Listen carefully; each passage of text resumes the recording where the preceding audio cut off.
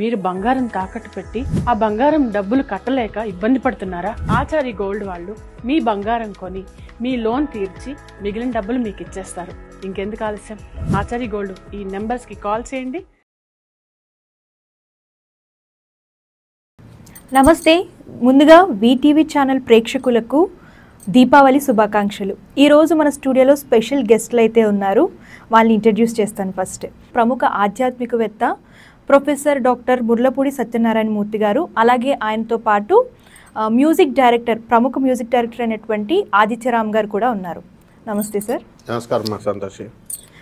Sir, Deepavali అసలు ఎందుకు జరుపుకుంటారు?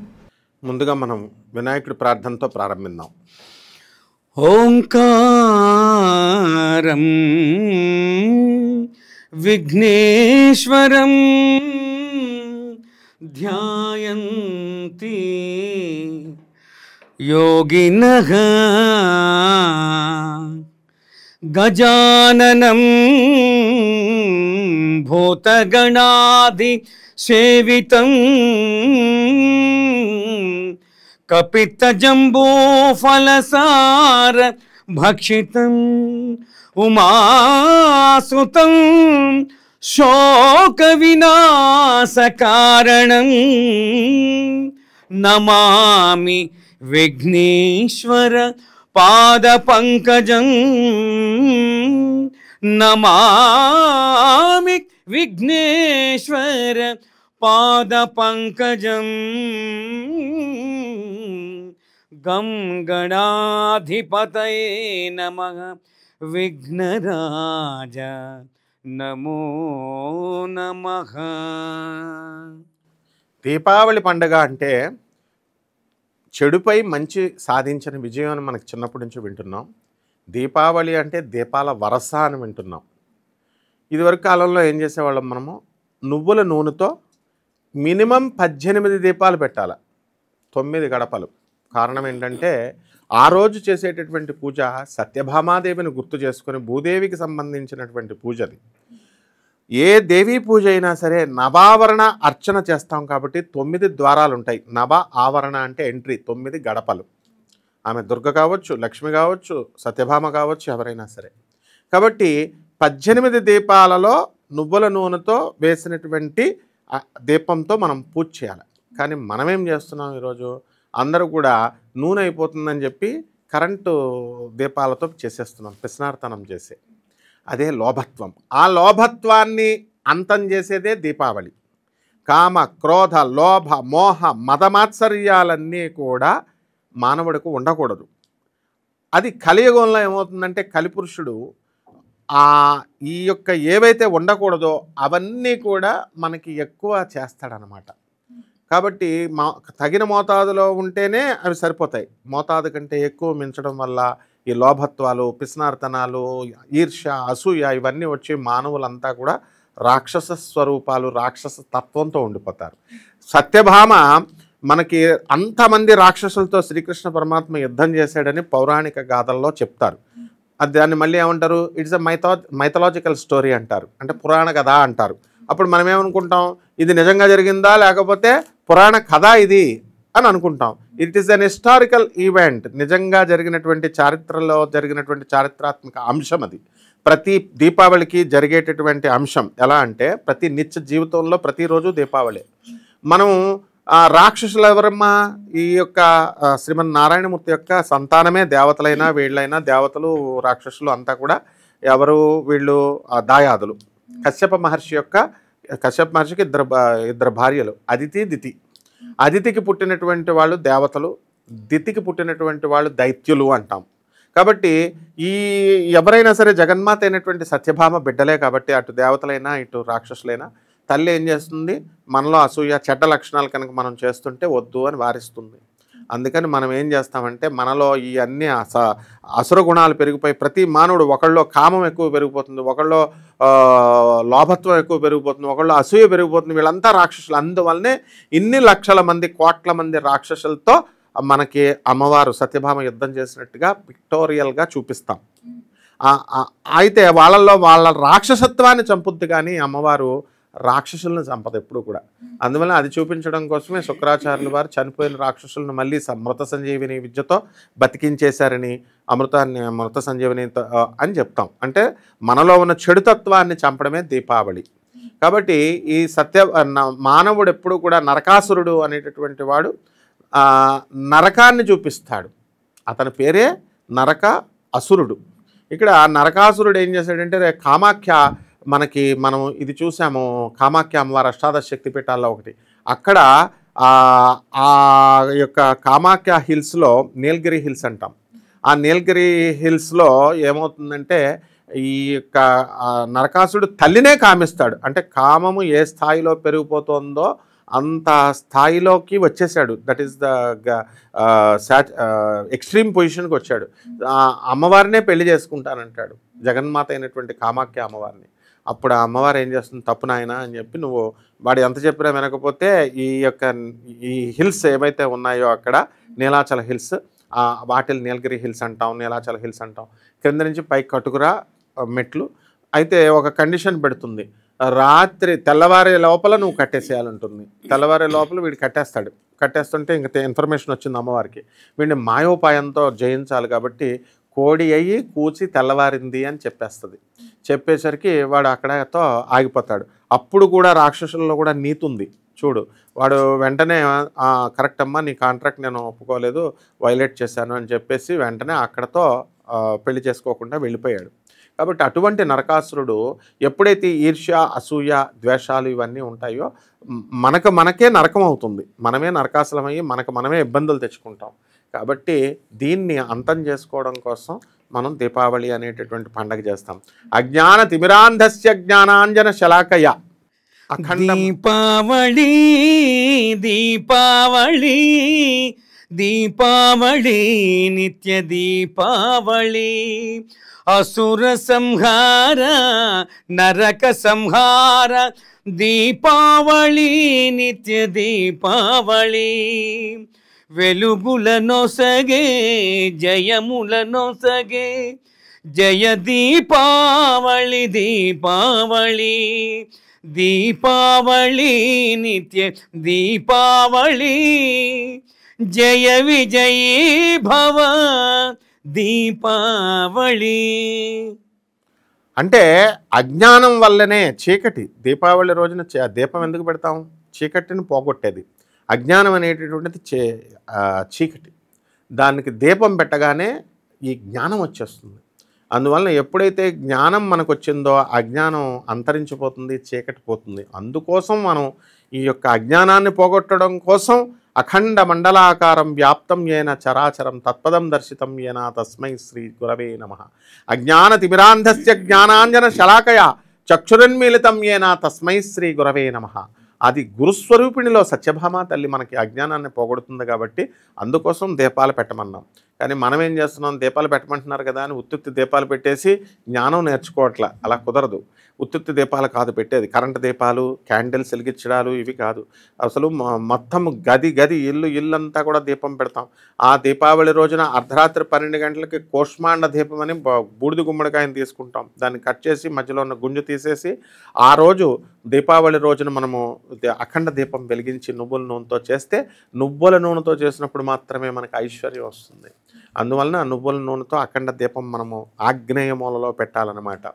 అలాగే అమ్మవారు మహాలక్ష్మి తల్లికి ఆ రోజున ఓం శ్రీం హ్రీం శ్రీం కమలే కమలాలయే ప్రసీద ప్రసీద శ్రీం హ్రీం శ్రీం ఓం మహాలక్ష్మి నమః అంటూ మార్వాడీలు కూడా ఆ రోజు అర్ధరాత్రి 12 గంటలకు చేస్తారు. ఎందువల్లంటే అర్ధరాత్రి అంటే ఎగ్జాక్ట్గా అర్ధరాత్రి అని కాదు, 9:30కు వాళ్ళు షాపులు క్లోజ్ చేస్తారు. వాళ్ళు ఇంటిల్లపాదంతా కొత్త బట్టలు కట్టుకొని వచ్చి వాళ్ళు స్టార్ట్ చేసేసరికి ఆ టైం అవుతుంది. ఆ సాంప్రదాయంగా మార్వాడీలంతా కూడా మహాలక్ష్మి అమ్మవారిని అర్ధరాత్రులు చేయడం వల్ల మనం కూడా అర్ధరాత్రులు చేయాలేమో అని అనుకుంటాం అన్నమాట. మొత్తం మీద అమ్మవారిని ఆరాధించడం వల్ల, సత్యభామాదేవి మహాలక్ష్మి ఆరాధించడం వల్ల మన అజ్ఞానం పోతుంది. ఆ రోజు మనం చేయాల్సినటువంటి పని ఏంటంటే తెల్లవారుజామున నిద్ర లేవాలా, నిద్ర లేచి నూతన వస్త్రాలు లేకపోతే శుభ్ర వస్త్రాలు ధరించి కలశం పెట్టుకొని శ్రీకృష్ణుడికి సత్యభామ రుక్మిణీమాత మా కలశం పెట్టుకొని మనము షోడశోపచారాలతో మనం పూజ చేయాలి. అలాగే అష్టోత్తరాలతో అమ్మవారిని స్వామివారిని మనం పూజ చేసి పాయసాన్ని నివేదనం చేసి పిండి పదార్థాలన్నీ కూడా వంట పదార్థాలన్నీ చేస్తాము. అలాగే పచ్చకర్పూరంతో హారతిస్తాము. అలాగే దీపావళి రోజున గోంగూర కాడలకి మన సైడు ఈ యొక్క దీపాలు దివిటీలు కొడతాం. మనం గోంగూర కాడలకి దీపాలు పెట్టి కొట్టి దిష్టి తీసేస్తాం, నరదిష్టి అనేటటువంటిది. ఈ విధంగా మనం దీపావళి పండుగ అజ్ఞానాన్ని పోగొట్టుకోమని చేసేటటువంటి పండుగ.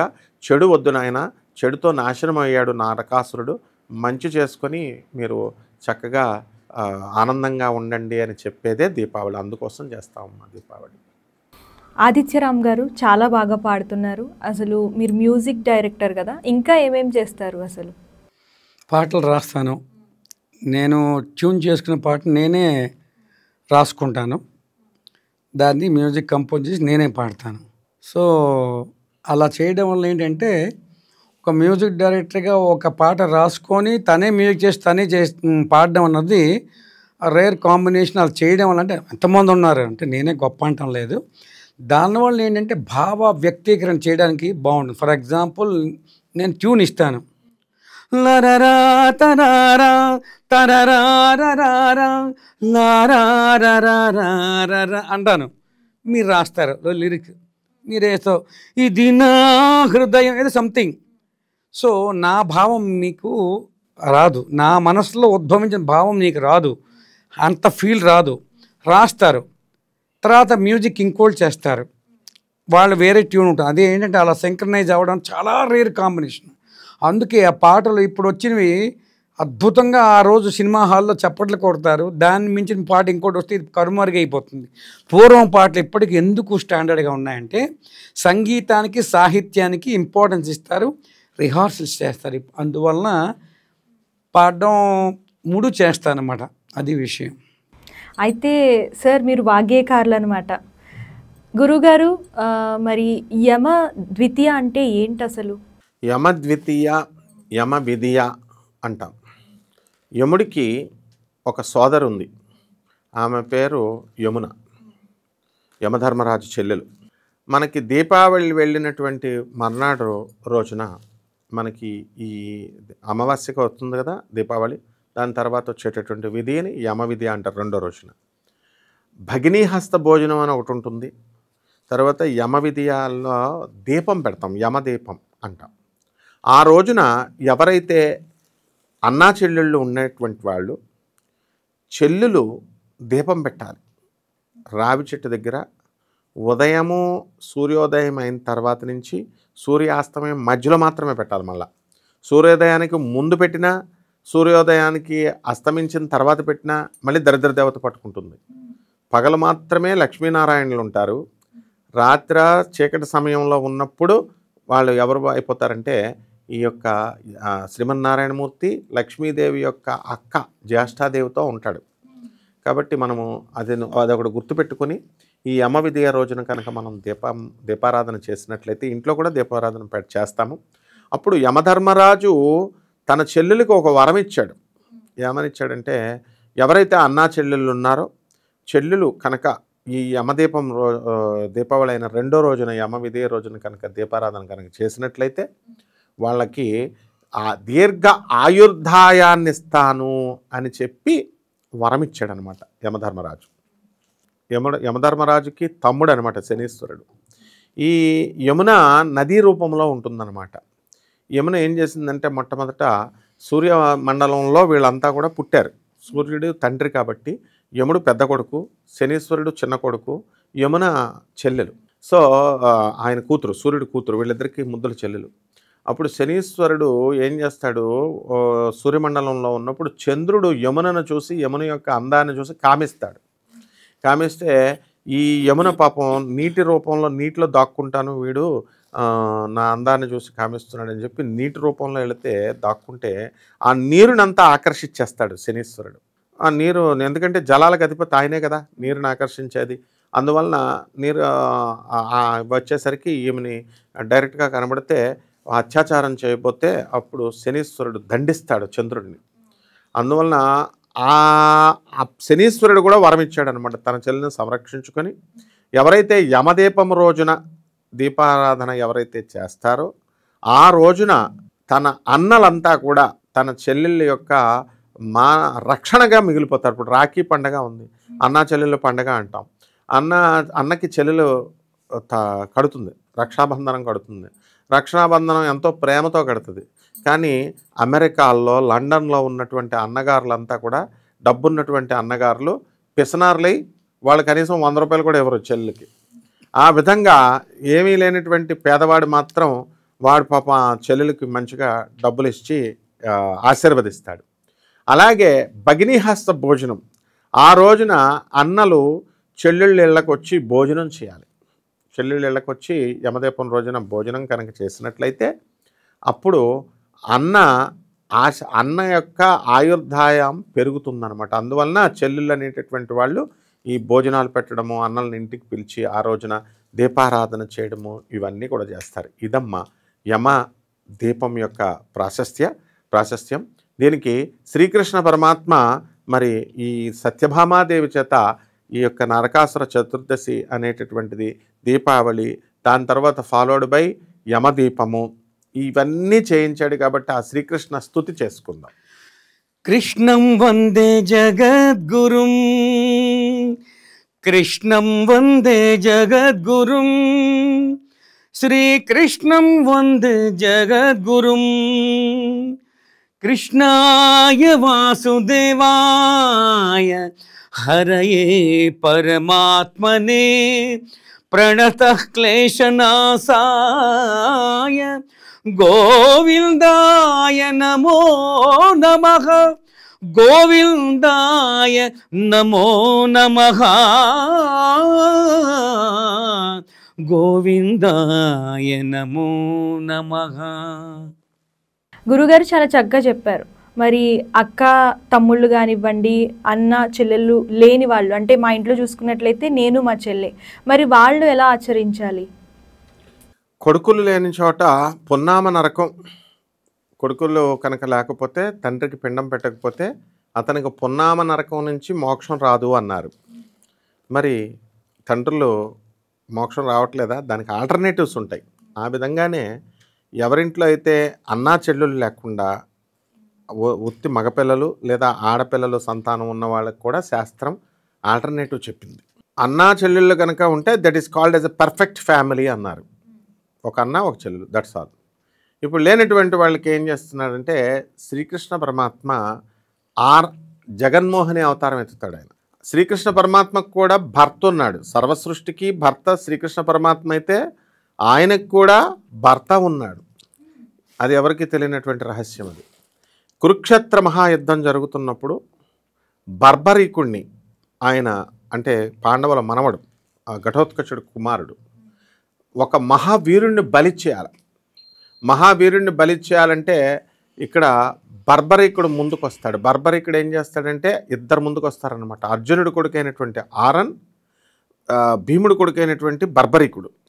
బర్బరీకుడి దగ్గర అమ్మవారిని ఆదిశక్తిని పూజించి మొత్తం 3 అస్త్రాలు ఉన్నాయి. ఆయనకి 3 బాణాలు ఉన్నాయి. ఆ 3 బాణాలతో మొత్తం కురుక్షేత్ర మహాయుద్ధాన్ని 3 క్షణాల్లో పూర్తి చేసే మహావీరుడు ఆయన. కానీ అతని ఎగ్జిస్టెన్స్ వల్ల అతను బ్రతికుంటే పాండవులే వినాశనం అయిపోతారు. ఈ విషయం పాండవులకి తెలియదు, బర్బరీకుడికి తెలియదు. అందువలన శ్రీకృష్ణుడికి ఒక్కడికే తెలుసు. అందువలన నువ్వు త్యాగం చేయాల్సినటువంటి అవసరం ఉంది. ఒక వీరుడు ఈ యుద్ధం, మహాభారత యుద్ధం జరిగేటప్పుడు ఆయన లేపేస్తాడు. అప్పుడు ఒక కోరిక కోరతాడు ఆయన బర్బరీకుడు. మరి మహాభారత యుద్ధాన్ని అంతటినీ కూడా నేను చూస్తానంటే అయితే ఒక కొండ మీద నుంచి చూడు అని చెప్పి ఖటేశ్యామ్ అని చెప్పేసి, నార్త్ ఇండియాలో శ్యామ్ అంటే శ్రీకృష్ణ పరమాత్మే, ఖటేశ్యామ్ అని చెప్పేసి ఆ పేరుతో మనము పూజలు చేస్తాం. అందుకునేలా వరం ఇచ్చాడు. అలాగే అదే మగపిల్లలు ఇద్దరు ఉండి అక్కా చెల్లెళ్ళు ఇద్దరు ఉన్నటువంటి కుటుంబాలకు కూడా ఆరన్ అనేటటువంటి అర్జున కుమారుడు, అర్జునుడు స్వయంగా మన జగదేక వీరుడు అనేటువంటి అర్జునుడు కొడుకు పేరు ఆరన్. ఆయన ఏం చేస్తాడంటే మహావీరుణ్ణి నేను మహాభారత యుద్ధంలో ఇచ్చేయాలి అని అడిగినప్పుడు ఆరన్ ముందుకు వస్తాడు. ఆరన్ ముందుకు వచ్చినప్పుడు అప్పుడు ఏమవుతుందంటే ఒక వరం అడుగుతాడనమాట. ఆయన నేను చనిపోయే ముందు వివాహం చేసుకొని చనిపోవాలి అని చెప్పి అడుగుతాడు. ఒక నిమిషంలోనే గంటలో చచ్చిపోయేవాడికి ఎవరైనా పిల్లనిస్తారా? ఎవరు ఇవ్వరు. పరమదయాళువైనటువంటి ఆ శ్రీకృష్ణ పరమాత్మ తానే జగన్మోహిని అవతారం మళ్ళీ ఎత్తుతాడు. ఎత్తుకొని ఆరన్ని పెళ్లి చేసుకుంటాడు. పెళ్లి చేసుకున్న తర్వాత ఆరన్ని చంపేస్తారు. చంపేసిన తర్వాత అప్పుడు ఏం జరిగింది, ఈ ఆరన్ని చంపేసిన తర్వాత అందరూ గాజులు ఇలా పగలగొట్టేసి భర్త చనిపోతే ఎలాగో శ్రీకృష్ణ పరమాత్మ జగన్మోహిని అవతారంలో అలా పగలగొట్టి అదంతా ఏడుపులు పెడబొబ్బలతో భక్తులంతా ఇచ్చేస్తారు. ఇజ్రాయెల్ యొక్క కులదేవతగా ఆరన్ని మహారాష్ట్రలో ఇప్పటికీ పూజిస్తారు. ఇప్పుడు ఇద్దరు మగపిల్లలే ఉన్నారు, అన్న చెల్లెలు లేరు. అప్పుడు వాళ్ళు ఏం చేయాలంటే వాళ్ళు ఆరన్ని పూజించాలి. ఇజ్రాయెల్ ఉన్నారు కదా, బృహన్నల వంశానికి చెందినటువంటి వాళ్ళకి దాన ధర్మాలు చేసుకుంటే సరిపోతుంది. నెక్స్ట్ అమ్మాయిలు ఇద్దరు ఉన్నటువంటి వీళ్ళు బర్భరికుడి కటేశ్యామను పూజించాలి. ఆ కటేశ్యామను కనుక అంటే ఎటు చూసినా కృష్ణుని పూజించాలి. అందుకనే ఆ సాక్షాత్తు ఆ జగన్నాథుడైనటువంటి ఆ శ్రీకృష్ణ పరమాత్మని ఆరాధనలో తానే అంతా అయి ఉన్నాను అని చెప్పాడు. కాబట్టి ఆ శ్రీకృష్ణుడిని స్తుతి వీళ్ళెవరూ దొరకలేదండి నాకు, ఈ ఆరన్ని నేను ఇంట్లో పూజ చేస్తాను, బర్బరికుడిని ఇంట్లో పూజ చేస్తాను, కానీ నాకు ఫిజికల్గా ఈ హిజ్రాలు దొరకలేదండి అనుకునేటటువంటి వాళ్ళు ఆ రోజున శ్రీకృష్ణ పరమాత్మను స్తుతిస్తే సరిపోతుంది. ఇలా వసుదేవసుతం దేవం కంసచాణూరమర్ధనం దేవకీ పరమానందం కృష్ణం వందే జగద్గురుం కృష్ణం వందే జగద్గురుం కృష్ణాయ వాసుదేవాయ హరయే పరమాత్మనే ప్రణతః క్లేశనాశాయ గోవిందాయ నమో నమః శ్యామ సుందర నమో శ్యామ సుందర నమో. చాలా బాగా పాడారు. అలాగే సినిమాల్లో కూడా చాలా అంటే అన్న చెల్లెళ్ళు పాటలు ఉంటాయి కదా, అది కూడా ఒకసారి మా కోసం మా వ్యూవర్స్ కోసం కొంచెం ఉన్నాయి. నాకు తెలిసిన ఒక పాట సుశీలమ్మ గారు పాడింది. ఇప్పుడు అన్నా చెల్లెళ్ళు పాటలు లేవు, సో పాత పాడేది సుశీలమ్మ. అన్నయ్య సన్నిధి అదే నాకు పెన్నిధి, కనిపించని దైవమేదో కనులలో ఉన్నది అన్నయ్య సన్నిధి. ఈ పాట గురుగారు ఇందాక చెప్పారు కదా, అయితే సూర్యుడి పిల్లలు అంటే శనీశ్వరుడు, యమధర్మరాజు, యమున. అయితే మరి ఆస్ట్రాలజీ పరంగా చూసుకున్నట్లయితే ఈ సూర్యుడికి శనికి పడదు కదా, ఎందుకు ఇట్లాగా? దీని గురించి వివరిస్తారా? దీనికి పురాణాలలో మనకి కథలు ఉన్నాయి, అవన్నీ సింబాలిక్ రిప్రజెంటేషన్స్ అనమాట. సౌర కుటుంబంలో సూర్యుడు ఉన్నాడు, నవగ్రహాల నాయకుడు ఆయన కుమారుల్లో యముడినేమో యమధర్మరాజుకేమో ఏం చేశాడు, అష్టదిక్పాలలో యముడిని ఇచ్చేశారు. నవనాయకులు నవగ్రహాలలో శనీశ్వరుడిని ఇచ్చాడు. ఈ సూర్యుడు ఏం చేశాడంటే ఆయనకి భార్య సంధ్యాదేవి, ఉషా ఛాయా సమేత సూర్యనారాయణ స్వామినే నమః అంటాం. ఆమె ఉష, ఆమె సంధ్యాదేవి. ఆ సంధ్యాదేవి ఈ సూర్యుడితో కాపురం చేసి ఇద్దరు పిల్లల్ని కంది. ఒకడు యమధర్మరాజు, రెండవది యమునాదేవి. ఆ తర్వాత సూర్యుడి యొక్క విపరీతమైన వేడి కదా, బర్నింగ్ ప్లానెట్ కదా, ఆ వేడి తట్టుకోలేక సూర్యభగవానుడిని ఈమె ఏం చేసిందంటే తన నీడకి ప్రాణం పోసింది. తన నీడ ఉంటుంది కదా, మనకు నీడ ఉంటుంది కదా, దానికి ప్రాణం పోసి తాను వెళ్ళి తపస్సు చేసుకుంటూ ఈ ఛాయాదేవి, ఆమె పేరు ఛాయాదేవి అని పెట్టి, ఛాయ కాబట్టి నీడ కాబట్టి సూర్యుడి దగ్గర కాపురం చేయమంది. సూర్యుడి దగ్గర కాపురం చేస్తే మాత్రం ఎట్టి పరిస్థితుల్లో కూడా ఈ విషయం సూర్యుడికి తెలియవద్దని చెప్పింది. సూర్యుడు ఏమనుకుంటున్నాడు, ఇంకా సంధ్యాదేవే ఉందనుకుంటున్నాడు. అలాగే ఉంటే కాపురం చేస్తే పిల్లాడు పుట్టాడు, ఆయనే శనీశ్వరుడు. ఛాయ్ అంటే నలుపు కదా, అందువలన శనీశ్వరుడు నల్లగా పుట్టాడు. నల్లగా పుట్టేసరికి సూర్య భగవానుడికి అనుమానం వస్తుంది, ఏంటి నేను ఎర్రగా ఉంటాను, నేను ఈ నల్లగా పుత్రుడు నా పుత్రుడు కాదు అని ఒక వివక్షత చూపిస్తాడు, నల్లగా ఉన్నాడని చెప్పేసి. అంటే ఆ కాలం నుంచి నలుపు రంగు వివక్షతకి గురయింది. ఎవరైతే అక్కడ సూర్యుడు చూపించాడని కాదు అర్థం, ఎవరైతే నలుపు తెలుపు అని వివక్షతలు చూపిస్తారో వాళ్ళ తోలు తీసేస్తాడు శనీశ్వరుడిని చెప్పడం కోసం ఈ కథ చెప్తారు. అప్పుడు ఏమని చెప్తాడు, వెళ్ళిపోమంటాడు.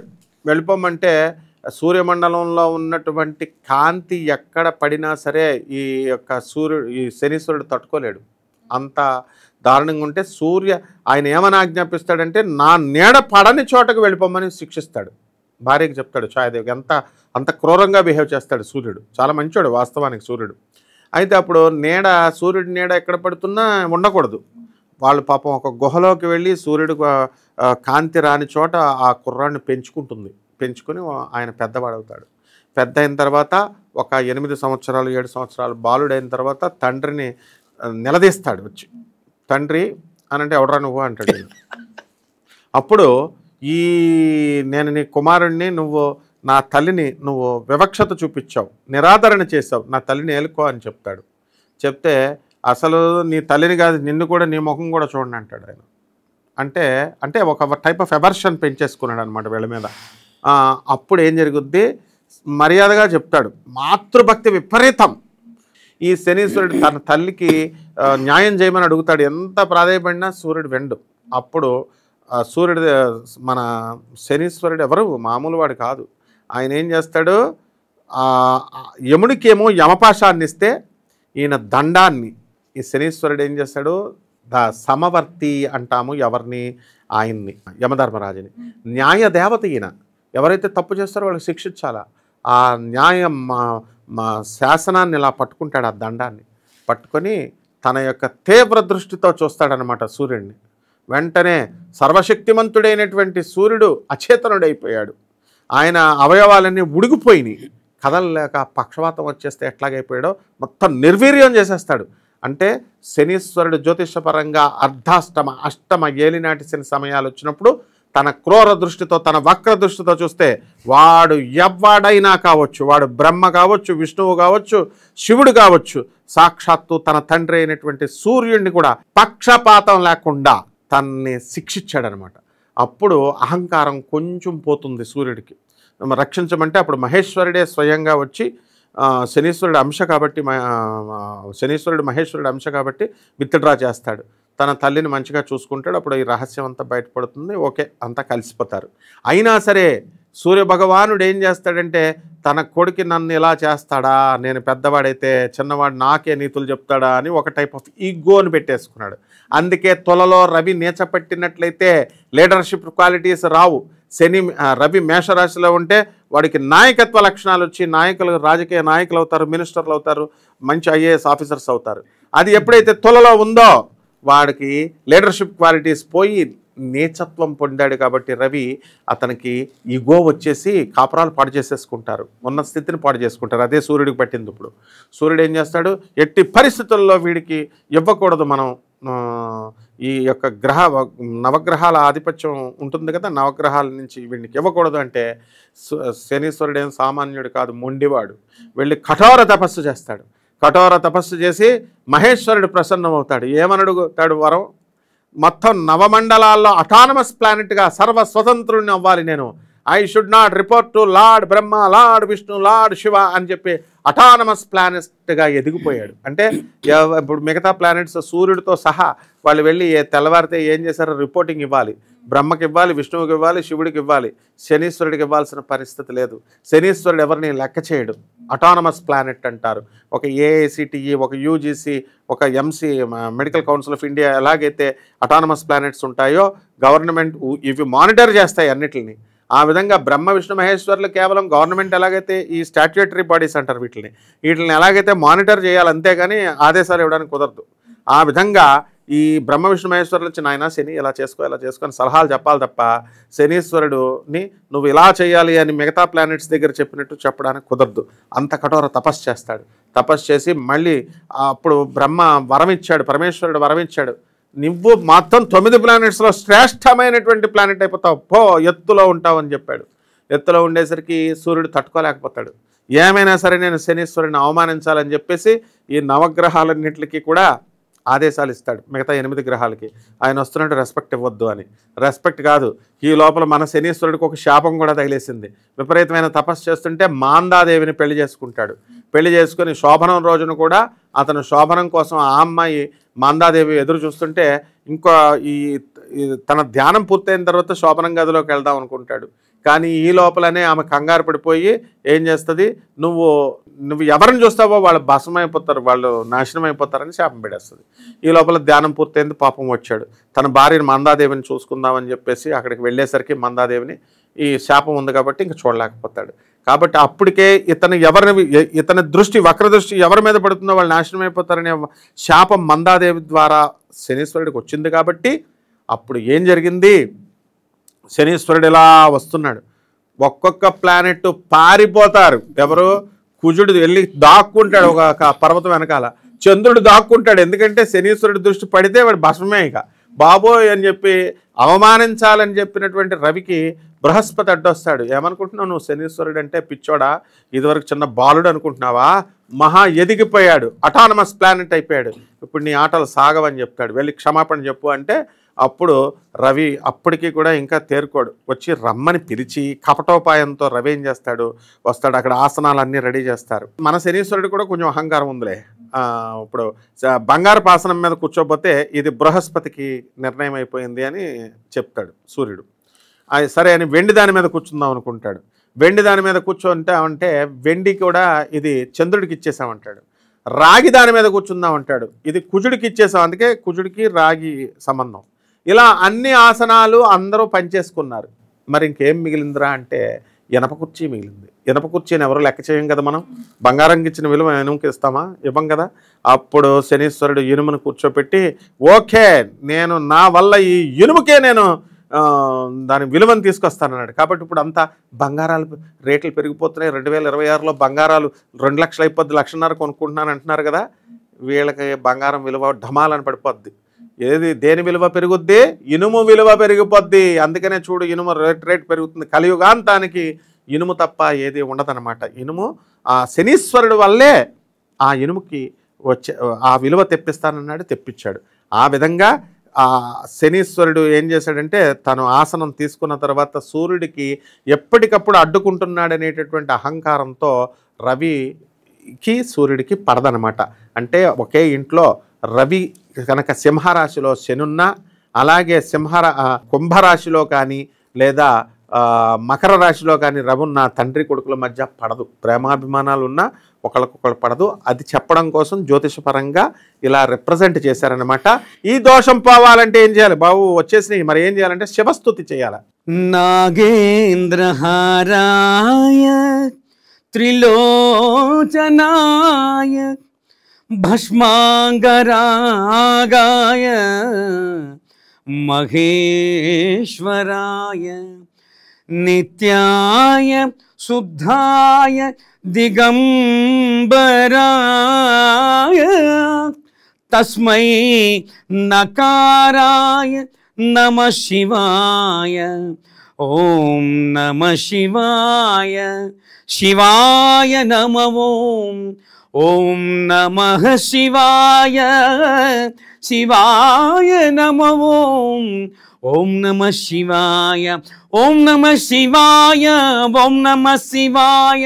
ఓం నమః శివాయ. ఓం నమః శివాయ. ఓం నమః శివాయ. ఓం నమః శివాయ. ఓం నమః శివాయ. ఓం నమః శివాయ.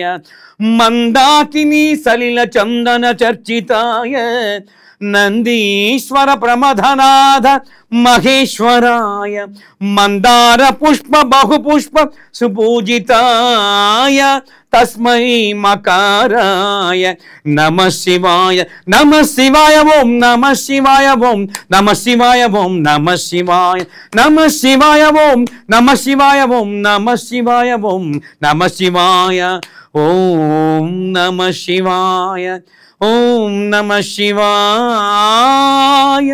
ఓం నమః శివాయ. శివాయ నమః. ఓం. ఈ విధంగా శివుడిని స్తుతిస్తే కార్తీక మాసం అనే కాదు ప్రతిరోజు కూడా తండ్రి కొడుకుల మధ్య, రవి శనుల మధ్య ఉన్నటువంటి ఆ యొక్క వైరం తగ్గిపోతుందమ్మా.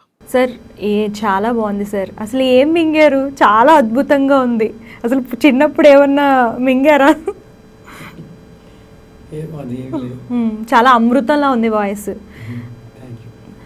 గురుగారు, యాక్చువల్గా మనం సినిమాలో చూస్తూ ఉంటాం, శనిగాడు అని చెప్పేసి అంటూ ఉంటారు. అంటే శని పట్టిందని, శనిగాడని, అదని ఇదని తిడుతూ ఉంటారు కూడా చాలామంది.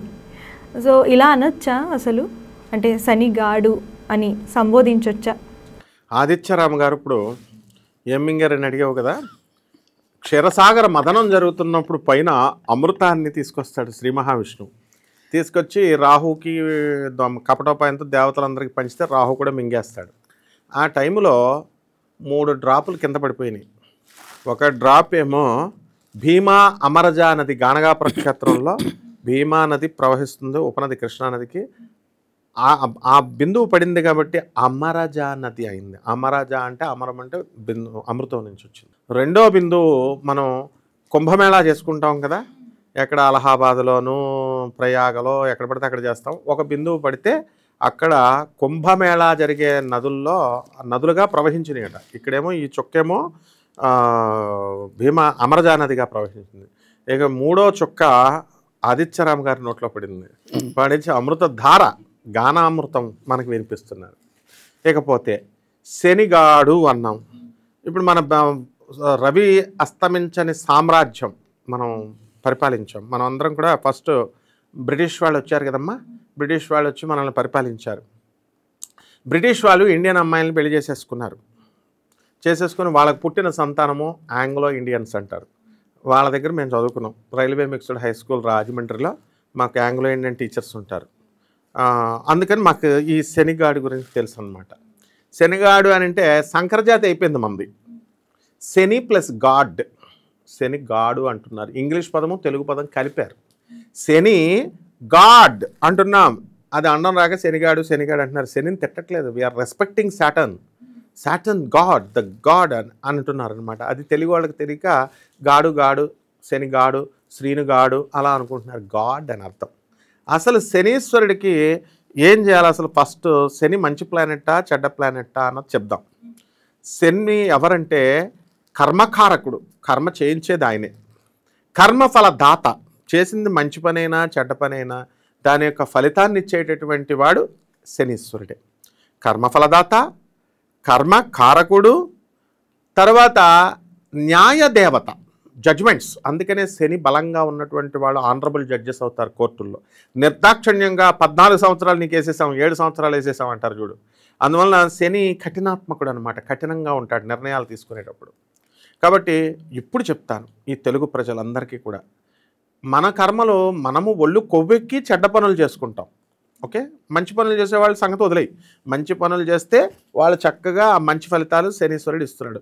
అభ్యంతరం ఎప్పుడు వస్తుందంటే మనకు సుఖాలు, బిల్డింగ్లు ఇచ్చి లేకపోతే గౌరవాలు, సన్మానాలు, పదవులు, ఉద్యోగాలు వచ్చినప్పుడు శనీశ్వరుడి జోలికి వెళ్ళాం మనం, శనీశ్వరుని తిట్టాం. ఎప్పుడైతే మనము పక్షవాతం వచ్చి, రోగాలు వచ్చి, దరిద్ర బాధలు వచ్చి, యాక్సిడెంట్లు అయ్యి, రకరకాల సమస్యలు, అప్పుల బాధలు ఇలాంటివి వస్తే అప్పుడు మనం పెళ్ళాలు వదిలేయడాలు అంటే వీడు తన్నడం, పెళ్ళాన్ని హింసించడం అవి చూడరు. వాళ్ళు వదిలేసి వెళ్ళిపోతే మాత్రం శనిగాడు, ఏలినాటి శని, అర్ధాష్టమ శని, అష్టమ శని, శనీశ్వరుడికి అసలు సంబంధం ఉందా? కర్మ మనం చేసాం, పూర్వజన్మ కర్మ బట్టే కదా.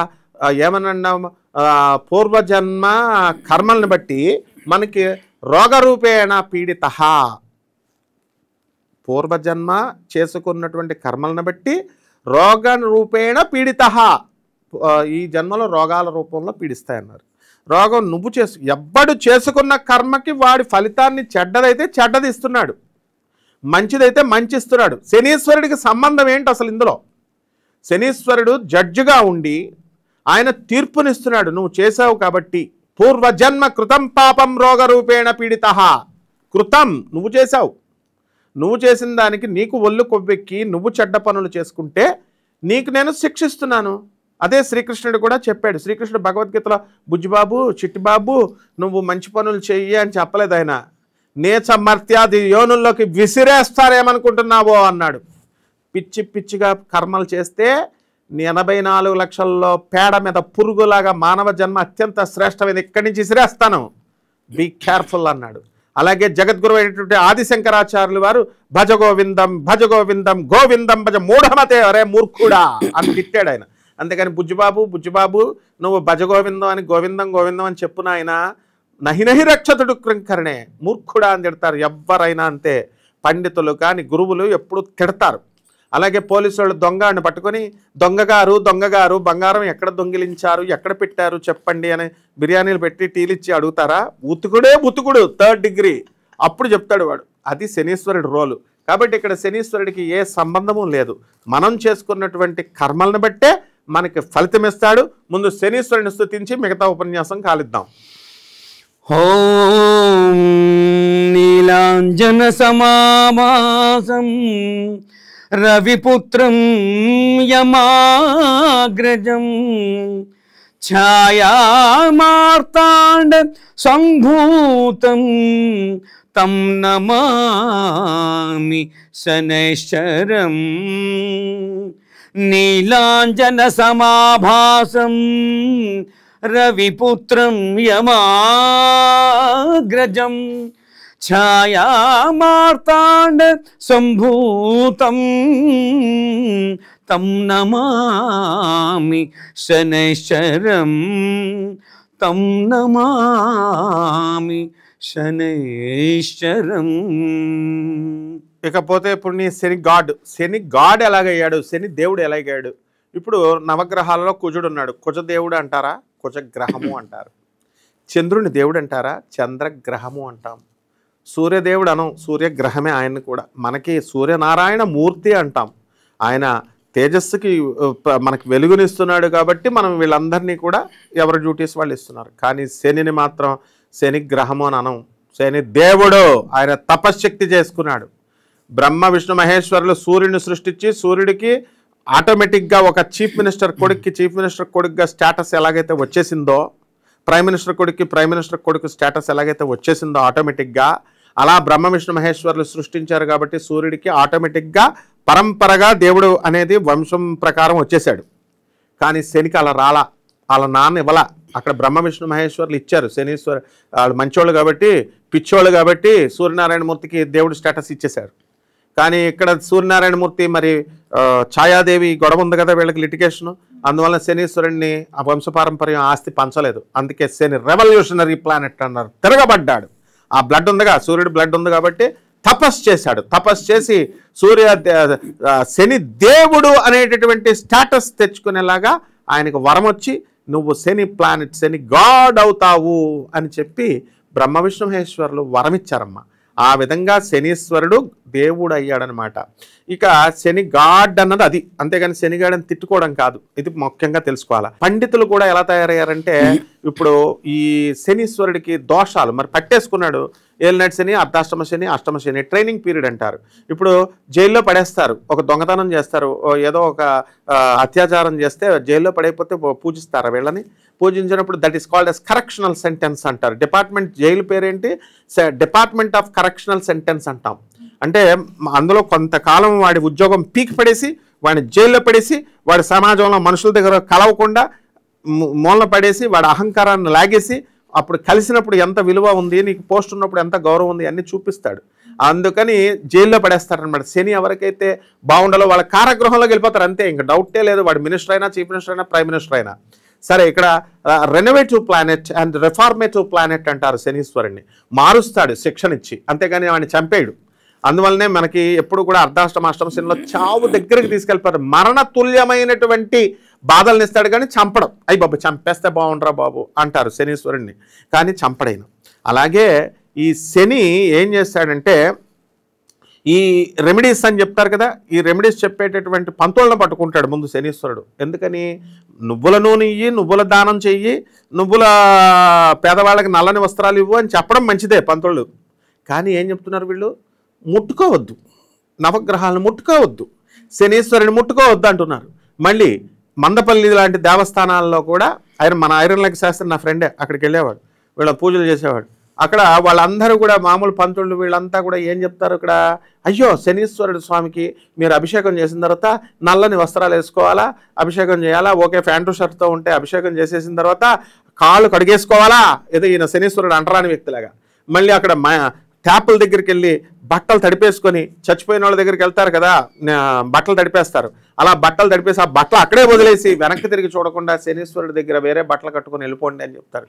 ఇలాగ తప్పుడు ప్రచారాలు శనీశ్వరుడి మీద చెప్పే వాళ్ళందరికీ కూడా నెక్స్ట్ జన్మలో చింతాతే అనమాట. వీళ్ళందరికీ కూడా శనీశ్వరుడు ఏం వదలడు. కాబట్టి శని గాడు కాదమ్మా, శని మహేశ్వరుడు, శని ఈశ్వరుడు అంశ. ఆయన శని ఎంత గొప్పవాడో అంటే, శని ఏలినాటి శని టైంలో వచ్చినప్పుడు మనకందరికీ తెలిసిందే కదా ఈశ్వరుని పట్టుకున్నాడని. ఆ ఈశ్వరుని పట్టుకున్నప్పుడు ముందు చెప్తాడు, అందరికీ వార్నింగ్ ఇస్తాడు. వసుదేవుడు వాళ్ళ భార్య అయినటువంటి దేవకిని పట్టుకెళ్ళడానికి తీసుకెళ్తుంటే వీడు ఎంతో సంతోషంగా కంసుడు తీసుకెళ్తున్నాడు చెల్లెల్ని. ఆకాశవాణి చెప్పొద్దు, అరే కంసా ఏమనుకుంటున్నావురా నువ్వు, ఈమె కడుపున ఎంత ముద్దుగా చూస్తున్నావో నీ చెల్లెల్ని, ఆమె అష్టమ గర్భ సంజాతుడు అయినటువంటి వాడు నిన్ను చంపేస్తాడు రా అంటది. అయ్యి బాబాయ్ అంటే ప్రవర్తన మార్చుకొని చెప్తున్నాడు ఆశ్చర్యవాణి. అందుకు చెప్పుద్ది. వీడికి ఆ మొద్దుకు అర్థం కాకుండా వీడు ప్రవర్తన మార్చుకోకుండా చెల్లెల్ని చంపేయడానికి, బావని చంపేయడానికి పుట్టిన పిల్లల్ని కూడా చంపేస్తాడు. తర్వాత కృష్ణుడు వచ్చి కంసుడు తోలు తీస్తాడు, అది వేరే విషయం. అలాగే ఇక్కడ కూడా ఏం జరుగుద్దంటే, ఈ యొక్క శనీశ్వరుడికి ముందు వార్నింగ్ ఇస్తాడు ప్రతి ఒక్కళ్ళకి, ప్రవర్తన మార్చుకోండి అని. శివుడి దగ్గరికి వెళ్ళాడు, అయ్యా నీకు ఏలినాటి శని దోషం వచ్చేసింది, నేను నిన్ను పట్టుకోవాలి సార్ అంటాడు. అంటే శివుడు అంటాడు, ఎవడ్రా, నేను సర్వేశ్వరుడిని, నేను ఈశ్వరుడిని సృష్టికి, నన్ను పట్టుకోవడం ఏమిటి, నన్ను పట్టుకుంటే అందరు నవ్వుతారు అని శనీశ్వరుడిని తప్పించుకోవాలని వెళ్ళిపోయి డ్రైనేజీ పక్కన ఉన్నటువంటి మర్రి చెట్లో దాక్కుంటాడు. దాక్కున్న తర్వాత ఆయన శనీశ్వరుడు వచ్చిన తర్వాత శనివారం నాడు ఏలినాటి శని రోజు అయిపోయింది కదా, నువ్వు నన్ను పట్టుకోలేకపోయావు చూసావా నాయన శనీశ్వర అని అంటాడు. గురుగారు మీరు ఎక్కడ ఉండాలండి అని అడుగుతాడు. కైలాసంలో ఉండాలా, నందిలు భృంగులు అందరూ సేవ చేస్తుంటే ఆ వీణా వాయిద్యాలు అంటూ ఉండాల్సింది మీరు డ్రైనేజ్ పక్కన తొర్రలో పట్టుకోవడం ఉన్నారు, ఈ కర్మనే శని పట్టుకోవడం అంటారు సార్ అంటాడు. అలాగే బ్రహ్మదేవుడికి కూడా ఒక అనుభవం జరుగుద్ది. బ్రహ్మదేవుడి దగ్గరికి వెళ్తాడు. వెళ్ళి బ్రహ్మదేవా నేను నిన్ను పట్టుకుంటున్నానంటే, ఏమిట్రా బాబు నేను ఈ సృష్టికి నా తండ్రిని రా, ఎక్కడన్నా తండ్రిని జైల్లో పడేస్తే పిల్లలు నవ్వుతారు కదా, ఇప్పుడు పిల్లలు తప్పు చేస్తే తండ్రి కొడతాడు, తండ్రిని తప్పు చేశాడని వేరే వాళ్ళు వచ్చి తండ్రిని కొడుతుంటే పిల్లలు సిగ్గు కదా, తండ్రి పిల్లల ముందు సిగ్గు కదా, నన్ను పట్టుకుంటే నా ఈ సృష్టి ముందు నేను సిగ్గుపడతాను నాయన అంటే, నాకు తెలియదు సార్ మిమ్మల్ని లిప్తపాటు క్షణం పాటు పట్టుకుంటానంటే బ్రహ్మదేవుడే భయపడిపోయాడు, ఈశ్వరుడు భయపడిపోయాడు, విష్ణువు భయపడిపోయాడు. That is the power of Saturn Shani. బ్రహ్మదేవుడు ఏం చేస్తాడు, బాబు ఎందుకు వచ్చిన గొడవ వీడితో అని ఒక పంతులు వేషం వేసేసుకొని మన బెజవాడ కనకదుర్గమ్మ దేవస్థానం ఇంద్రకీలాద్రి కింద ఉంది కదా కృష్ణానది లాంటి నదిలో ఒక చోట పంతులుగా ఉన్నాడు. ఈ లోపల ఒక కస్టమర్ నా దగ్గరికి జ్యోతిషానికి వచ్చాడు అనుకో, ఒక జ్యోతిష్కుడి దగ్గరికి, నేను నాలాంటి వాడి దగ్గరికి పుచ్చకాయని, రౌండ్గా ఉన్న పుచ్చకాయని తెల్లని సంచిలో ఇస్తుంటే అది పొరపాటున శని మాయ వలన కింద పడి ఆ పుచ్చకాయ నీళ్ళు ఎర్రగా ఉంటాయి కదా, ఇంకా కొంచెం ఎరుపు కలర్ వచ్చేస్తాయి, రెడ్ కలర్. అది చూడగానే ఏమవుతుంది, రెడ్గా రౌండ్గా ఉంది, మనిషి తలకాయ నరికేసినట్టుగా రక్తం ఉన్నట్టుగా తెల్ల సంచి కదా. అది చూసి అటువైపు వెళ్తున్న పోలీసు వాళ్ళు అంటే రక్షక భటులు చూసి ఏయ్ ఎవరు నువ్వు అని బ్రహ్మదేవుణ్ణి అడిగారు. అది ఇన్సల్ట్ కదా బ్రహ్మదేవుడికి. ఏంటి అన్నారు, తీస్తే అందులో పుచ్చకాయ. ఓహో ఇదే అని వదిలేశారు. కానీ బ్రహ్మదేవుడు స్థాయి అటువంటి గొప్ప వ్యక్తికే అంత అవమానం జరిగింది. కాబట్టి ఏలినాటి శనిలో మనకి అదే చాలన్నమాట గొప్ప. కాబట్టి ఏలినాటి శనితో ఎవరినైనా పీడిస్తాడు. కానీ ఎవరైతే ధర్మ మార్గాన ఉంటారో వాళ్ళని మాత్రం పట్టుకోడు ఏలినాటి శని సమయంలో కూడా. అందుకని శని గాడ్ అన్నమా, ఇది చరిత్ర. ఇప్పుడు మనం వాసుదేవుణ్ణి తలుచుకుందాం. ఎందుకంటే శనీశ్వరుడు ఎప్పుడు కూడా నల్లగా ఉంటాడు. శ్రీకృష్ణుడే ఆ శని అన్నమాట. శ్రీకృష్ణుడు ధ్యానం చేద్దాం. కృష్ణం వందే జగద్గురుం, కృష్ణం వందే జగద్గురుం, శ్రీకృష్ణం వందే జగద్గురుం, సమస్త వేదసారం ఇతిహాస పురాణ వాంగ్మయం, ఉపనిషత్ సారం శ్రీమద్భగవద్గీతాధ్యయనం, భగవద్గీత పారాయణం, మన జన్మ తరించుటకిది మార్గం. భావి భారత పౌరుల్లార సత్యం మనకిది ప్రమాణం, భగవద్గీతే ప్రమాణం. గీతా జయంతి ఉత్సవం, గీతా జయంతి ఉత్సవం, శ్రీమద్గీతా జయంతి ఉత్సవం. హరే కృష్ణ కృష్ణ కృష్ణ హరే హరే, హరే రామ రామ రామ హరే హరే. పరిత్రాణాయ సాధూనాం వినాశాయ చ దుష్కృతాం, ధర్మ సంస్థాపనార్థాయ సంభవామి యుగే యుగే, సంభవామి యుగే యుగే. కృష్ణాయ వాసుదేవాయ గోవిందాయ గోపీజనవల్లభాయ నమో నమః. అంతేకాదు శనీశ్వరుడికి ఒక పోస్ట్ కూడా ఉంది. మనము శివుడు పరమేశ్వరుడు ఆది గురువు అయితే కృష్ణుడిని జగద్గురువు అన్నాం, కృష్ణం వందే జగద్గురుం అన్నాం. అలాగే వీరత్వంలో అర్జునం వందే జగదేక వీరం అన్నాం, వేరే వాళ్ళని అనం. అలాగే శని కూడా జగద్గురువు అమ్మ. ఆదిశంకరాచార్యులు వారు జగద్గురువు అని ఎలా అంటామో, శనిని పరిహాసం చేయడానికి మిడిమిడి జ్ఞానంతో ఇలా తయారు చేశారు. కానీ సాక్షాత్తు ఆయన పరమేశ్వరుడు అంశ కాబట్టి శనీశ్వర స్వామి వారు జగద్గురు అందరికీ కూడా. అందుకని చెడు చేస్తాడు అనేటటువంటి భ్రమల నుంచి బయటకు వచ్చేయాలి. ఆయన మంచి చేస్తాడు. ఏలినాటి శని సమయంలో కూడా భార్యనిచ్చి అరే ఒక 50 సంవత్సరాలు ఈవిడితోనే బతుకు అని శిక్షించిన తర్వాత ఈ బంధాల్లో ఇరికిచ్చేస్తాడు. బంధకారకుడు, బంధ విముక్తుడు చేసేది కూడా ఆయన.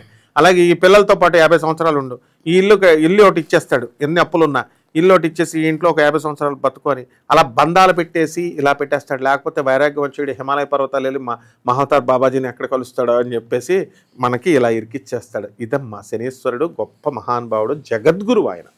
గురుగారు, మనం దేవాలయాలకు వెళ్తూ ఉంటాం కదా, నవగ్రహాలకి ప్రదక్షిణలు చేస్తూ ఉంటారు.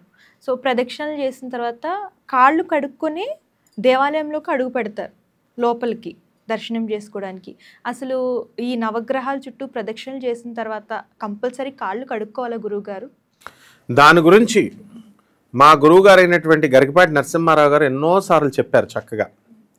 అదే ఆన్సర్ మళ్ళీ మనం చెప్తున్నాం.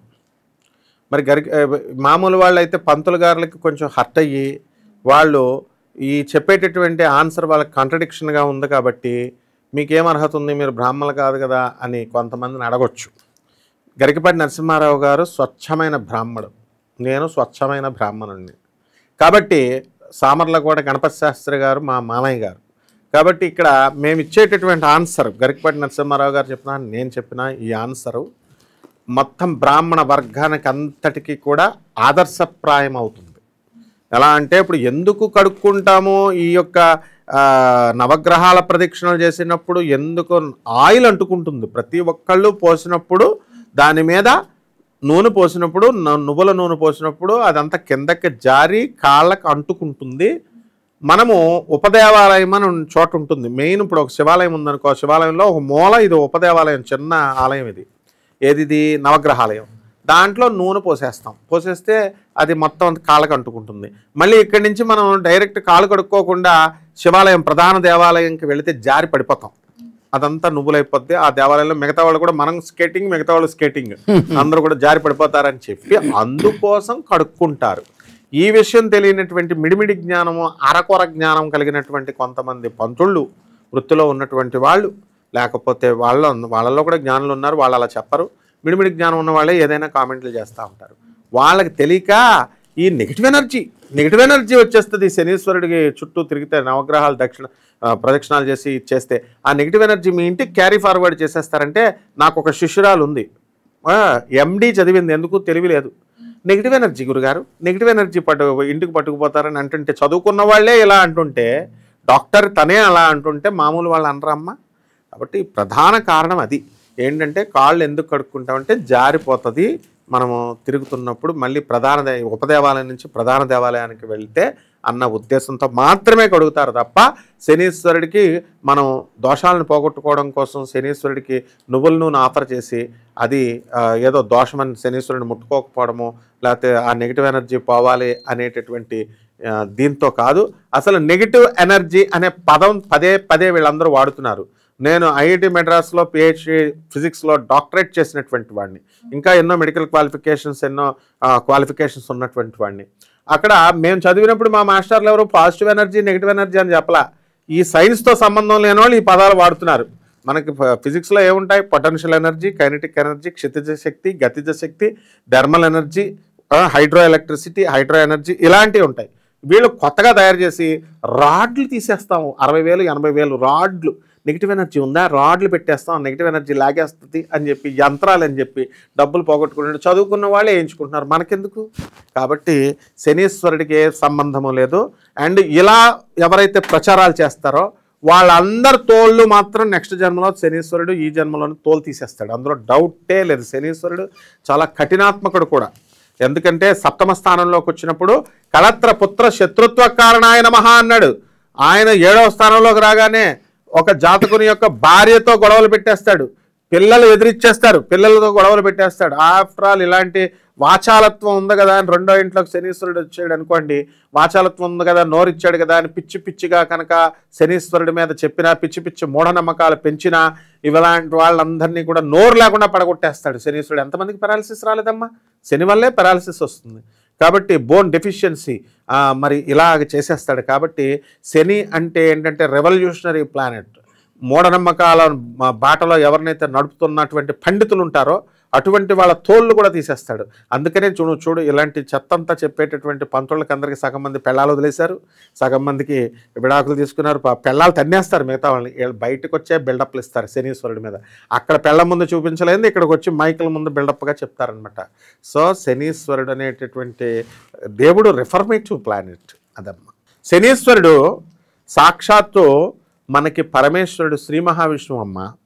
శని ఈశ్వరుడు అంటే ఈశ్వరతత్వం అంటే ఏంటి? సర్వవ్యాపక తత్వాన్నే విష్ణువు అంటారు, ఆల్ పెర్వేడింగ్ అంటాం. అలాగే శివతత్వం అంటే ఏంటి? లయకారక తత్వం, మంగళాలను ఇచ్చేటటువంటి వాడిని శివుడు అంటారు. అంటే మంగళగౌరి అన్న, శివుడు అన్న, విష్ణువు అన్న అంతా శనీశ్వరుడే. మంగళాలను చేకూర్చేవాడు, అమంగళాలను చేసేవాడు కాదు. అమంగళాలని ఎవరు చేస్తారంటే క్షుద్రశక్తులు అలాంటివి చేస్తాయి, దుష్టశక్తులు అలాంటివి చేస్తాయి. కాబట్టి ఈ సందర్భంలో మన శనీశ్వరుని విష్ణు రూపంలో మనం ప్రార్థిద్దాం. శ్రీరామ జయ రామ జయ జయ రామ, శ్రీరామ జయ రామ జయ జయ రామ, पायो जी मने राम रतन धन पायो, पायो जी मने राम रतन धन पायो, पायो जी मने राम रतन धन पायो, वस्त्र अमोलक दी मेरे सतगुरु, वस्त्र अमोलक दी मेरे सतगुरु, कृपा कर अपनायो, पायो जी मैंने राम रतन धन पायो, मीरा के प्रभु मीरा, मीरा मीरा मीरा मीरा के प्रभु गिरधर नागर, मीरा के प्रभु गिरधर नागर, हर्ष हर्ष जस गायो, पायो जी मने राम रतन धन पायो, पायो जी मने राम रतन धन, राम रतन धन, राम रतन धन पायो, श्री राम जय जय राम, श्री राम जय राम, సీతారాం జయ శ్రీరామ్. చాలా చక్కగా పాడారు సార్. సో అసలు మీకు ఎప్పుడు ఇంట్రెస్ట్ కలిగింది సార్ సంగీతం మీద? చిన్నప్పటి నుంచి ఇంట్రెస్ట్ ఉండేది. తర్వాత ఇంటర్మీడియట్ సెకండ్ ఇయర్లో చిన్నప్పుడు అమ్మా నాన్నగారు నాకు వీణ మీద నేర్పించారు, సంగీత అభ్యాసం నేర్పించింది వాళ్ళే నా గురువులు, మా అమ్మా నాన్నగారు. ఆ తర్వాత యాక్చువల్గా ఫోర్ ఫాదర్ నుంచి వైనికులు పాడతారు, ఇవన్నీ చేస్తారు. సో నాకు ఎక్కువ ఇంట్రెస్ట్ ఉండడం వలన, చదువు మీద తక్కువ ఇంట్రెస్ట్ ఉండడం వల్ల ఫుల్ ప్లడ్జ్డ్గా మ్యూజిక్లు నేర్చుకుని ప్రైవేట్గా డిగ్రీ గ్రాడ్యుయేషన్ చేసిన తర్వాత విజయనగరంలో మహారాజా మ్యూజిక్ అండ్ డ్యాన్స్ కాలేజ్, విద్యల నగరం అనేటువంటి విజయనగరంలో డిప్లొమా ఇన్ మ్యూజిక్ చేసిన తర్వాత తిరుపతిలో డిగ్రీ ఇన్ మ్యూజిక్ బీమస్ అంటారు, బ్యాచిలర్ ఆఫ్ మ్యూజిక్. హైదరాబాద్లోని పొట్టి శ్రీరాములు యూనివర్సిటీలో పోస్ట్ గ్రాడ్యుయేషన్ ఎంఏ మ్యూజిక్ చేశాను. అంతవరకు చేశాను. మిగతా ప్రోగ్రామ్స్ ఇవ్వడం ప్రాక్టికల్గా. మీరు సొంతంగా కూడా పాటలు రాస్తారు కదా సార్, మీరు మీ సొంతంగా రాసుకున్న మీకు నచ్చిన పాట మా కోసం ఒక చిన్న సినిమా పాట, దైవికమైన ఆధ్యాత్మిక పాట, ఏదైనా పర్వాలేదు సార్, మీకు నచ్చింది ఏదైనా అయితే కొంచెం సినిమా పాట పాడతారు, పర్లేదు, ఇబ్బంది లేదా?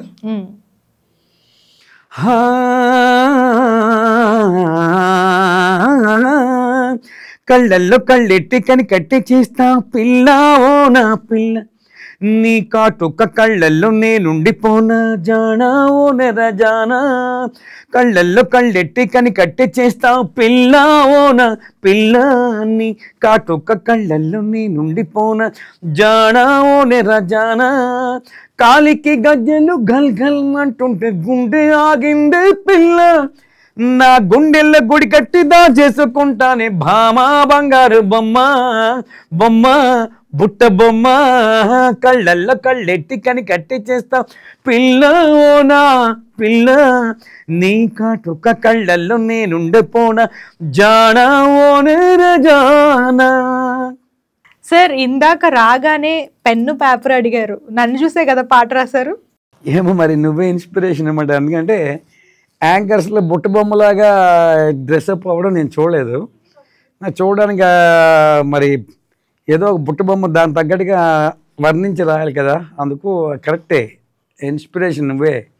అలాగే బుట్ట బొమ్మ నువ్వే లేసుమా.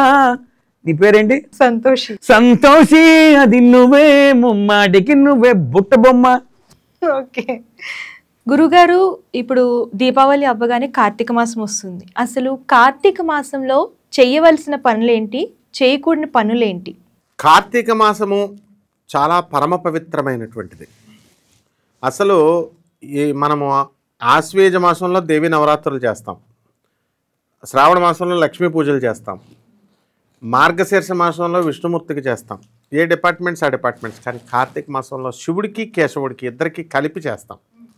అందువల్లనే కేదార స్వామి వ్రతము, సత్యనారాయణ స్వామి వ్రతం కూడా మనం కార్తీక మాసంలోనే చేస్తాం.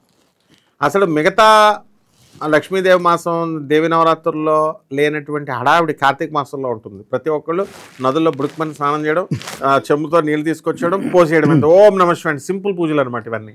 మారేడాకుల మీద ఒక్క ఆకు మిగల్చరు, మొత్తం అన్నీ బోడి చేసేస్తారు, చెట్టు అంతటిని చేసేసి ఓం నమః శివాయ. శివాలయాలకు వెళ్ళేటటువంటి వాళ్ళు చాలా జాగ్రత్తగా, మోక్షం తర్వాత సంగతి కానీ ముందు జారిపోతాం అనమాట. శివాలయం అంతా కూడా తడిచిపోయి ఉంటుంది నీళ్ళల్లో, వీళ్ళ తడి బట్టలతో అలా వచ్చేస్తారు. కాబట్టి ఇప్పుడు కార్తీక మాసంలో కొన్ని నియమాలు మనం పాటించాలి. నియమాలంటే మనం పెట్టుకున్నవే అవన్నీ కూడా. ఇప్పుడు శాకాహార భోజనము చేయాలి అన్నారు, ఏకభుక్తము చేయాలి, ఉపవాసం ఉండాలి. ఉపవాసం అంటే 2 రకాలు ఉంటాయి. మళ్ళీ పొద్దున్నుంచి సాయంత్రం దాకా ఉండి, సాయంత్రం శివారాధన చేసి శని ప్రదోష సమయంలో, అంటే గోవులు ఇంటికి వచ్చే సమయంలో చేసి, అప్పుడు శివుడు పూజ అయిపోయిన తర్వాత భోజనం చేయడం, దీన్ని నక్తము అంటాం. కాబట్టి ఈ యొక్క కార్తీక మాసంలో మెయిన్గా చెప్పబడింది ఉపవాసానికి ఎక్కువ ప్రాధాన్యత ఇచ్చారు. తర్వాత రెండవది దానానికి ఎక్కువ ప్రాధాన్యత ఇచ్చారు. దీపదానం చేస్తాం, ఉసిరికాయ దానం చేస్తాం, గోదానం చేస్తాం, భూదానం చేస్తాం. ఈ రకంగా దానాలకి మనము ఎక్కువ ప్రాధాన్యత ఇస్తాం. అలాగే పరుపుల పైన పడుకోకుండా, ఏసీ లేకుండా, ఇప్పుడు ఈ కాలంలో ఎవరైనా ఉన్నారా? లేదు. ప్రతి ఒక్కళ్ళు ఏసీ లేకపోతే ఒక 5 మినిట్స్ లేకపోతే ఉండలేకపోతున్నారు. మరి కార్తీక మాసంలో ఏసీలను త్యాగం చేయాలమ్మా, బెడ్డలను త్యాగం చేయాలి, నేల మీద పడుకోవాలా. అలాగే బ్రహ్మచర్యం అనేది కామన్, బ్రహ్మచర్యం చేయాలి 41 రోజులు కూడా, 31 రోజులు కూడా. తర్వాత బ్రహ్మచర్యము అంటే వీళ్ళందరూ ఏమనుకుంటారు, భార్యాభర్తలు కలవకూడదేమో అని అనుకుంటారు. బ్రహ్మ యందు తన మనస్సుని లగ్నం చేయడం. తర్వాత ఈ ఉపవాసము అంటే ఏంటంటే తిండి తినకుండా ఉండిపోవడం అనుకుంటారు. ఉపవాసము అంటే దగ్గరగా, అంటే దగ్గరగా, వశము అంటే వసించుట. అంటే అట్లీస్ట్ ఆ రోజైనా మనం భగవంతుడికి, శివుడికి దగ్గరగా మన ఆలోచనలు ఉంచడాన్ని ఉపవాసం అంటారు. అలాగే బ్రాహ్మణుడు అంటే ఏమనుకుంటారంటే బ్రాహ్మణ యోనిలో పుట్టేస్తే చాలు, బ్రాహ్మణ కుటుంబంలో పుట్టేస్తే చాలు అనుకుంటారు. కాదు, బ్రహ్మజ్ఞానంతో బ్రాహ్మణ, ఎవరికైతే బ్రహ్మజ్ఞానం ఉంటుందో వాడే బ్రాహ్మణుడు అన్నారు.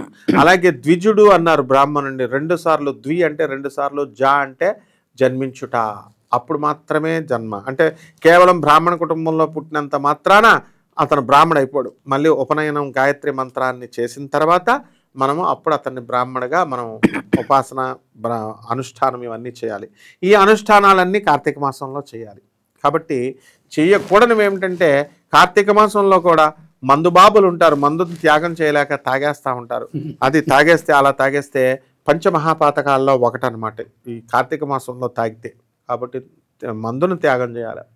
తర్వాత ఈ యొక్క స్పైసీ ఫుడ్స్, పిజ్జాలు, బర్గర్లు లేదే మనం భోజనాలు దిగట్లేదు మన యూత్కి ఇప్పుడు, అవన్నీ త్యాగం చేసేయాలి. ఉల్లిపాయ, వెల్లుల్లిపాయ త్యాగం చేసేయాలి. అంటే అవి ఏం చేస్తున్నాయండి బాబు, వెల్లుల్లిపాయ ఏం చేస్తున్నాయండి అని నేను కూడా అలాగే అనుకునేవాడిని. మా గురువుగారు ఉల్లిపాయ తినకూడదు, వెల్లుల్లిపాయ తినకూడదని మా గురువుగారు ప్రభాత్ రంజన్ సర్కార్ గారు చెప్తే ఎందుకు అనుకునేవాడిని. ధ్యానం చేసినప్పుడు మనకి తరంగాలు రిలీజ్ అవుతాయి, పూజ చేసినప్పుడు మనకి తరంగాలు రిలీజ్ అవుతాయి, ఎలక్ట్రోమాగ్నెటిక్ వేవ్స్ రిలీజ్ అవుతాయి. వీటిల్ని ఈ స్మెల్, ఈ వెల్లుల్లిపాయ, ఈ యొక్క ఉల్లిపాయ నుంచి విడుదలయ్యేటటువంటి ఆ వాసన వెళ్ళి ఆ వేవ్స్ని అడ్డుకుంటాయి. అంటే మనకి పూజా ఫలితం రాకుండా చేస్తాయి. కాబట్టి అందుకోసం మనం ఉల్లిపాయ, వెల్లుల్లిపాయ అనేటటువంటిది తినకూడదు అనమాట. ఆ తర్వాత అలాగే కడుపు నిండా తినకూడదు. ఫుల్గా కడుపు నిండా మృష్టాన్న భోజనం బాగున్నాయి కదా అని తినేస్తే నిద్ర వస్తుంది, ఇంక పూజ ఏం చేస్తాం. కాబట్టి ఈ విధంగా కార్తీక మాసంలో రోజు తలంటు స్నానం చేయాలండి అని అంటే స్త్రీలు రోజు చేయాల్సినటువంటి అవసరం లేదు, జుట్టు ఊడిపోతుంది. మగవాళ్ళు మాత్రం రోజు తలంటు స్నానం చేయాలి. తర్వాత నెక్స్ట్ రోగిష్టి వాళ్ళు ఉంటారు, పాపం ముసలి వాళ్ళు ఉంటారు, పిల్లలు ఉంటారు, వాళ్ళు రోజు తలంటు స్నానం చేయమని చెప్పి మూఢంగా బాధించేటటువంటి వాళ్ళు ఉంటారు మన ఇళ్లలో. కంపల్సరీ చేయండి అని మూఢనమ్మకాల్లోకి వెళ్ళిపోయి అలా రోగిష్టి వాళ్ళు చన్నీటి నీళ్లతో చేయాలంటారు. మళ్ళీ ఈ రోగిష్టి వాళ్ళు కనుక ముసలి వాళ్ళు చన్నీటితో చేస్తే పైకి వెళ్ళిపోతారు నిజంగానే. కాబట్టి వాళ్ళు వేడి నీళ్ళతో చేయొచ్చు. ఈ మూఢనమ్మకాలు బోధించేటటువంటి పూజారులు చెప్పేటటువంటి, కొంతమంది పూజారులు చెప్పేటటువంటిది వినకూడదు. ఎట్టి పరిస్థితుల్లో కూడా గురువు అనేది భగవంతుడు దత్తం ఇవ్వాలి. ఇప్పుడు శంకరాచార్యుల వారిని జగద్గురువు అని ఎందుకన్నారు? ఆయన వెళ్ళిపోయి నేను శంకరాచార్యుని జగద్గురువుని నేను అని ఆయన ప్రకటించుకోవాలా. ఇప్పుడున్న వాళ్ళు 4 వీడియోలు చెప్పి ప్రముఖ జ్యోతిష్కుడు, ప్రముఖ ఆధ్యాత్మికవేత్త, బ్రహ్మశ్రీ అని వాళ్ళే పెట్టేసుకుంటున్నారు. 4 పెట్టేసుకుంటే ప్రముఖ అయిపోరు. అలా అనుకుంటే బ్రహ్మశ్రీ చాగంటి కోటేశ్వరరావు గారు, మా గురువు గారు గరికపాటి నరసింహారావు గారు, వీళ్ళంతా 40 సంవత్సరాల నుంచి 50 సంవత్సరాల నుంచి చెప్తే వాళ్ళని మనం గురువు గారు అంటున్నాం, ప్రముఖ అని వాళ్ళే పెట్టుకోవట్లేదు. అలా ఈ యొక్క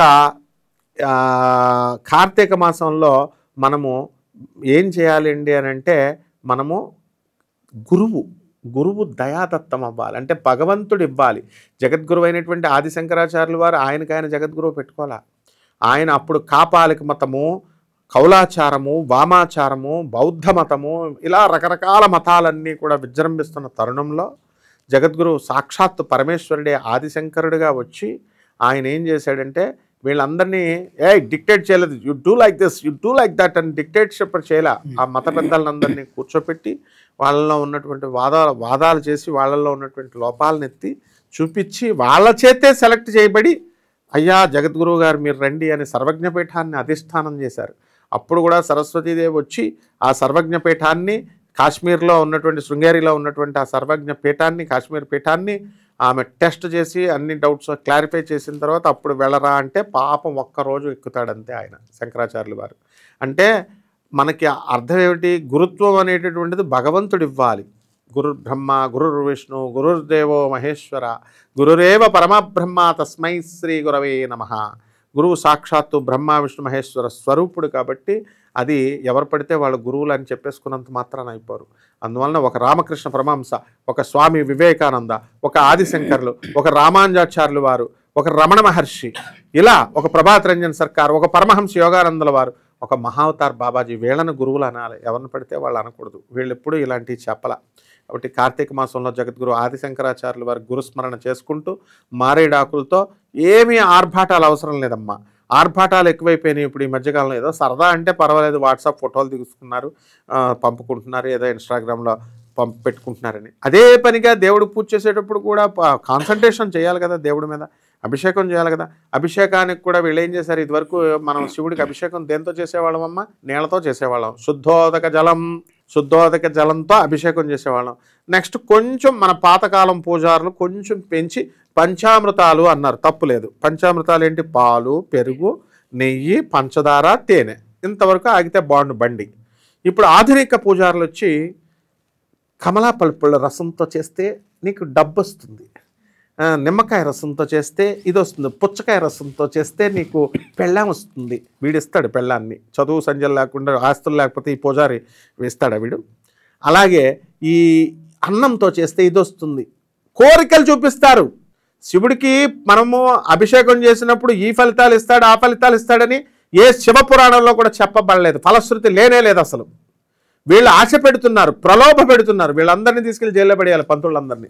ఎవరైతే అభిషేకం చేస్తున్నారో వాళ్ళకి నీకు చదవకుండా, పుస్తకాలు చదవకుండా స్టూడెంట్ ఏం చెప్పాలమ్మా? చదువుకోరా బాబు, మార్కులు ఎక్కువ వస్తాయని చెప్పాలి. గొల్ల చుట్టూ తిరుగు, గోపురాల చుట్టూ తిరుగు, చెట్టు చుట్టూ తిరుగు, పుట్ట చుట్టూ తిరుగు అంటే చదువు వస్తుందా? అభిషేకం చేసేసాయి. వీడు అసలే అప్పుల బాధలో ఏడిస్తే వీడు వచ్చి ఏంటండి గురువుగారని అలాంటి జ్యోతిష్కుడి దగ్గరికి వస్తే చేశారా ఏకాదశి రుద్రాభిషేకాలు 11, నా పోయిందే ఉంది, వాళ్ళని డబ్బులు ఇస్తున్నారు, చేసేస్తున్నాడు వీడు. అబ్బా ఇంకా నా అప్పులు తీరిపోయినాయి. డబ్బులు ఎవడిస్తాడు? డబ్బులే కష్టపడితే వస్తాయి. డబ్బు ఉద్యోగం ఒకటి ఇవ్వాలి, వాడి దగ్గర నిజాయితీగా ఉండాలి, అప్పుడు వస్తాయి. ఇది చెప్పరు. కాబట్టి ఇలాంటి నాన్ సెన్స్ అంతా కూడా గురుదేవుడైనటువంటి పరమశివుడు దక్షిణామూర్తి రూపంలో వచ్చి తీసేశాడనమాట. ఈ డౌట్లన్నీ కూడా అందువల్లనే దక్షిణామూర్తి ఆరాధన కూడా కార్తీక మాసంలో చేసుకోవాలి. అంటే ఆ శివుడే దక్షిణముఖంగా చూస్తుంటే దక్షిణామూర్తి. ఆయన బ్రహ్మతత్వం అనేటటువంటిది, దైవతత్వం అనేటటువంటిది మనము వర్ణిస్తే అవదు. వర్ణిస్తే ఊహాతీతం, మనసుకు అతీతుడు దేవుడు, బుద్ధికి అతీతుడు. దేంతో కూడా మనం నేను దేవుడు చూశాను, నాకు దేవుడు పూనకాలు వచ్చేస్తున్నాయి, నాకు దేవుడు కనబడిపోతున్నాడు, నేను శంభాలు వెళ్ళిపోతే శివపార్వతులు భోజనాలు పెట్టేశారు, భోజనాలు తినేసి వచ్చేస్తున్నాం, నాకు అమ్మవారు ఇలాంటివన్నీ ఎక్కువైపోయినాయి. దేవుడు ఎవరికి కనబడ్డు. దేవుడు అనేటటువంటి వస్తువుకి డెఫినేషన్ కూడా తెలియదు వీళ్ళకి.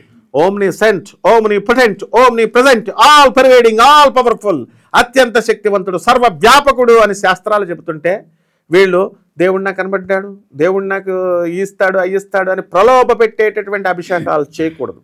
కాబట్టి ఆ దక్షిణామూర్తి స్వామి వారు ఏం చేస్తాడంటే మనసుకు అతీతుడు కాబట్టి ఊహించలేవు. కాబట్టి సనక సనందన ఋషులు అంటే మామూలు వాళ్ళు కాదు వాళ్ళు. అటువంటి ఋషులకి ఏం చేస్తారంటే బ్రహ్మదేవుడు సృష్టించారే సంసారం చేయండిరా, మీరు వంశాన్ని ముందుకు తీసుకెళ్ళండి అంటే మాకు వద్దండి బాబు, మేము బ్రహ్మజ్ఞానం కావాలి, మాకు గురువు కావాలి అని బ్రహ్మదేవుడిని కూడా గురువు కింద ఎన్నుకోలేదు. వాళ్ళ బ్రహ్మదేవుడి పిల్లలే బ్రహ్మదేవుడు ఈయనకి పెళ్ళాం ఉంది, ఈయన పనికిరాడు అనే అజ్ఞానంలోకి వెళ్ళిపోయాడు, గురువుగా పనికిరాడని.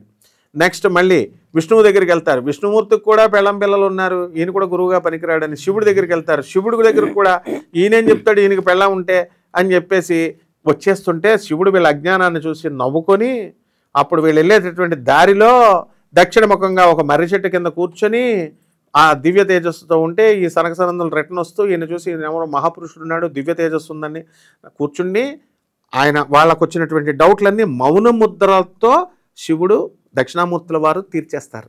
అందువలన భగవంతుడు అర్థం అవ్వాలంటే అంత ఈజీ కాదు. ఇప్పుడు దక్షిణామూర్తి స్తోత్రం చేసుకున్నాం. గురవే సర్వలోకానాం భిషజే భవరోగిణాం నిధయే సర్వవిద్యానాం దక్షిణామూర్తయే నమః. గురవే సర్వలోకానాం భిషజే భవరోగిణాం నిధయే సర్వవిద్యానాం దక్షిణామూర్తయే నమః. గురుదక్షిణామూర్తయే నమః. గురుర్బ్రహ్మా గురుర్విష్ణుః గురుర్దేవో మహేశ్వరః. గురుర్సాక్షాత్ పరం బ్రహ్మ తస్మై శ్రీ గురవే నమః తస్మై శ్రీ గురవే నమః గురవే నమో నమః. కాబట్టి ఈ కార్తీక మాసంలో ఈ నియమ నిబంధనలు పాటించాలమ్మా. అంటే మరీ చాదస్తంగా చన్నీళ్లతో చేయడాలు, తలంటి ఆడవాళ్ళు వింతంత జుట్టుతో రోజు తలంటి స్నానాలు చేస్తే ఆడవాళ్ళు సిక్ అవుతారు. కాబట్టి మోడ్రన్గా మనకి ఆది గురువైనటువంటి పరమేశ్వరుడే చెప్పాడు దక్షిణామూర్తి రూపంలో. అలాగే దత్తాత్రేయ స్వామి వారి రూపంలో బ్రహ్మ విష్ణు మహేశ్వర స్వరూపుడు గణగాపురంలో ఉన్నటువంటి దత్తాత్రేయ స్వాముల వారిని కూడా కార్తీక మాసంలో ఒకసారి దర్శించుకోవాలా, గురు ధ్యానాలు చేసుకోవాలా. ఆ గురు ధ్యానాలు చేసుకున్నప్పుడు మాత్రమే మనకి మూఢనమ్మకాల నుంచి మనం విముక్తులవుతాం. అదేవిధంగా మనము చెయ్యకూడనటువంటివంటే ఇతరులకు మోసాలు చేయడము, ఇలాంటివి ఎవరికైతే ఇష్టం లేనటువంటి పనులు అవతల వాళ్ళకి చేయకూడదు, అలాంటివి చేయకూడదు. అంతేగాని నూనెతో ఉన్న వస్తువులు తినకూడదు, నువ్వుల నూనెతో, అలాంటివి ఏమి నిబంధనలు లేవు. కార్తీక మాసంలో మనం ముఖ్యంగా ఆది గురువు అయినటువంటి పరమేశ్వరుడు కాబట్టి గురు ధ్యానం కూడా చేసుకోవాలి, గురువుల్ని స్మరించుకోవాలి. మన చిన్నప్పుడు మనం స్కూళ్ళకి వెళ్తాం, స్కూళ్ళకి వెళ్ళిన తర్వాత పెద్ద అయిన తర్వాత ఉద్యోగాలు చేస్తాం, మళ్ళీ స్కూల్కి వెళ్ళి ఎప్పుడైనా ముఖం చూస్తామా? మనకు పాఠాలు చెప్పిన టీచర్లకి ఎప్పుడైనా ఒక యాపిల్ పండు కానీ ఒక బట్టలు కానీ పెడతామా? వెళ్ళి కలిసి పలకరించాం. అలా అని నా శిష్యుడు నేను ఒకడిని తిడితే ఆడేమన్నాడు, నేను ఇచ్చానండి, ఒక యాపిల్ పండు ఇచ్చానండి అంటున్నాడు. ఒక యాపిల్ పండు లైఫ్లో ఒకటి ఇవ్వడం రుణం తీర్చుకోవడం అనుకుంటారు, గురువుల రుణం తీర్చుకోలేము. కాబట్టి మనం గురువు రుణం తీర్చుకోలేము. కాబట్టి కార్తీక మాసంలో విశేషించి పరమేశ్వరుడే ఆది గురువు కాబట్టి గురుధ్యానం చేసుకోవాలి. అంటే ఆ బ్రహ్మ విష్ణు మహేశ్వర స్వరూపుడైనటువంటి ఆ దత్తాత్రేయ స్వామి వారి యొక్క నామస్మరణ కార్తీక మాసంలో చేసుకోకపోతే మనకి ఆ పూర్తి ఫలితం రాదు. కార్తీక మాసం దీప ఫలితాలు, దీపదానాలు, ఈ ఫలితాలు ఏమి రావు. గురువుగారు ధ్యానం చేసుకుందాం దత్తాత్రేయుల వారికి. ఓం దత్తాత్రేయం మహాత్మానం వరదం భక్తవత్సలం ప్రపన్నార్తిహరం వందే స్మర్తృగామి సనోవతు దత్తాత్రేయం మహాత్మానం వరదం భక్తవత్సలం ప్రపన్నార్తిహరం వందే స్మర్తృగామి సనోవతు దత్తాత్రేయ పాహి మాం దత్తగురు రక్ష మాం దత్తాత్రేయ పాహి మాం దత్తగురు రక్ష మాం దత్తాత్రేయ పాహి మాం దత్తగురు గురు దత్త రక్ష మాం దత్తాత్రేయ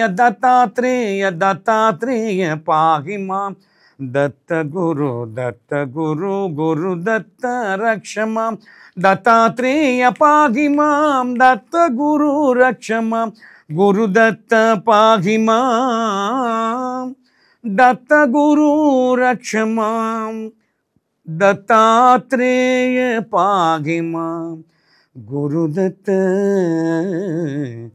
రక్ష మాం పాహి మాం. సార్ ఇప్పుడు మీరు ప్రెజెంట్ చేస్తున్న ప్రాజెక్ట్స్ ఏంటి సార్? ప్రజెంట్ అంటే బాలీవుడ్లోని షారుఖ్ ఖాన్తో చేస్తున్నాం, దీపికా పదుకోని, అలాగే సల్మాన్ ఖాన్ గారు కూడా శరవేగం అంటారు, శరవేగం కాదు బుల్లెట్ వేగంగా స్పీడ్ వర్క్ నడుస్తున్నది. గ్యాప్లో 2 days క్రితం ఇక్కడికి వచ్చాను, అక్కడే ఉంటున్నాను.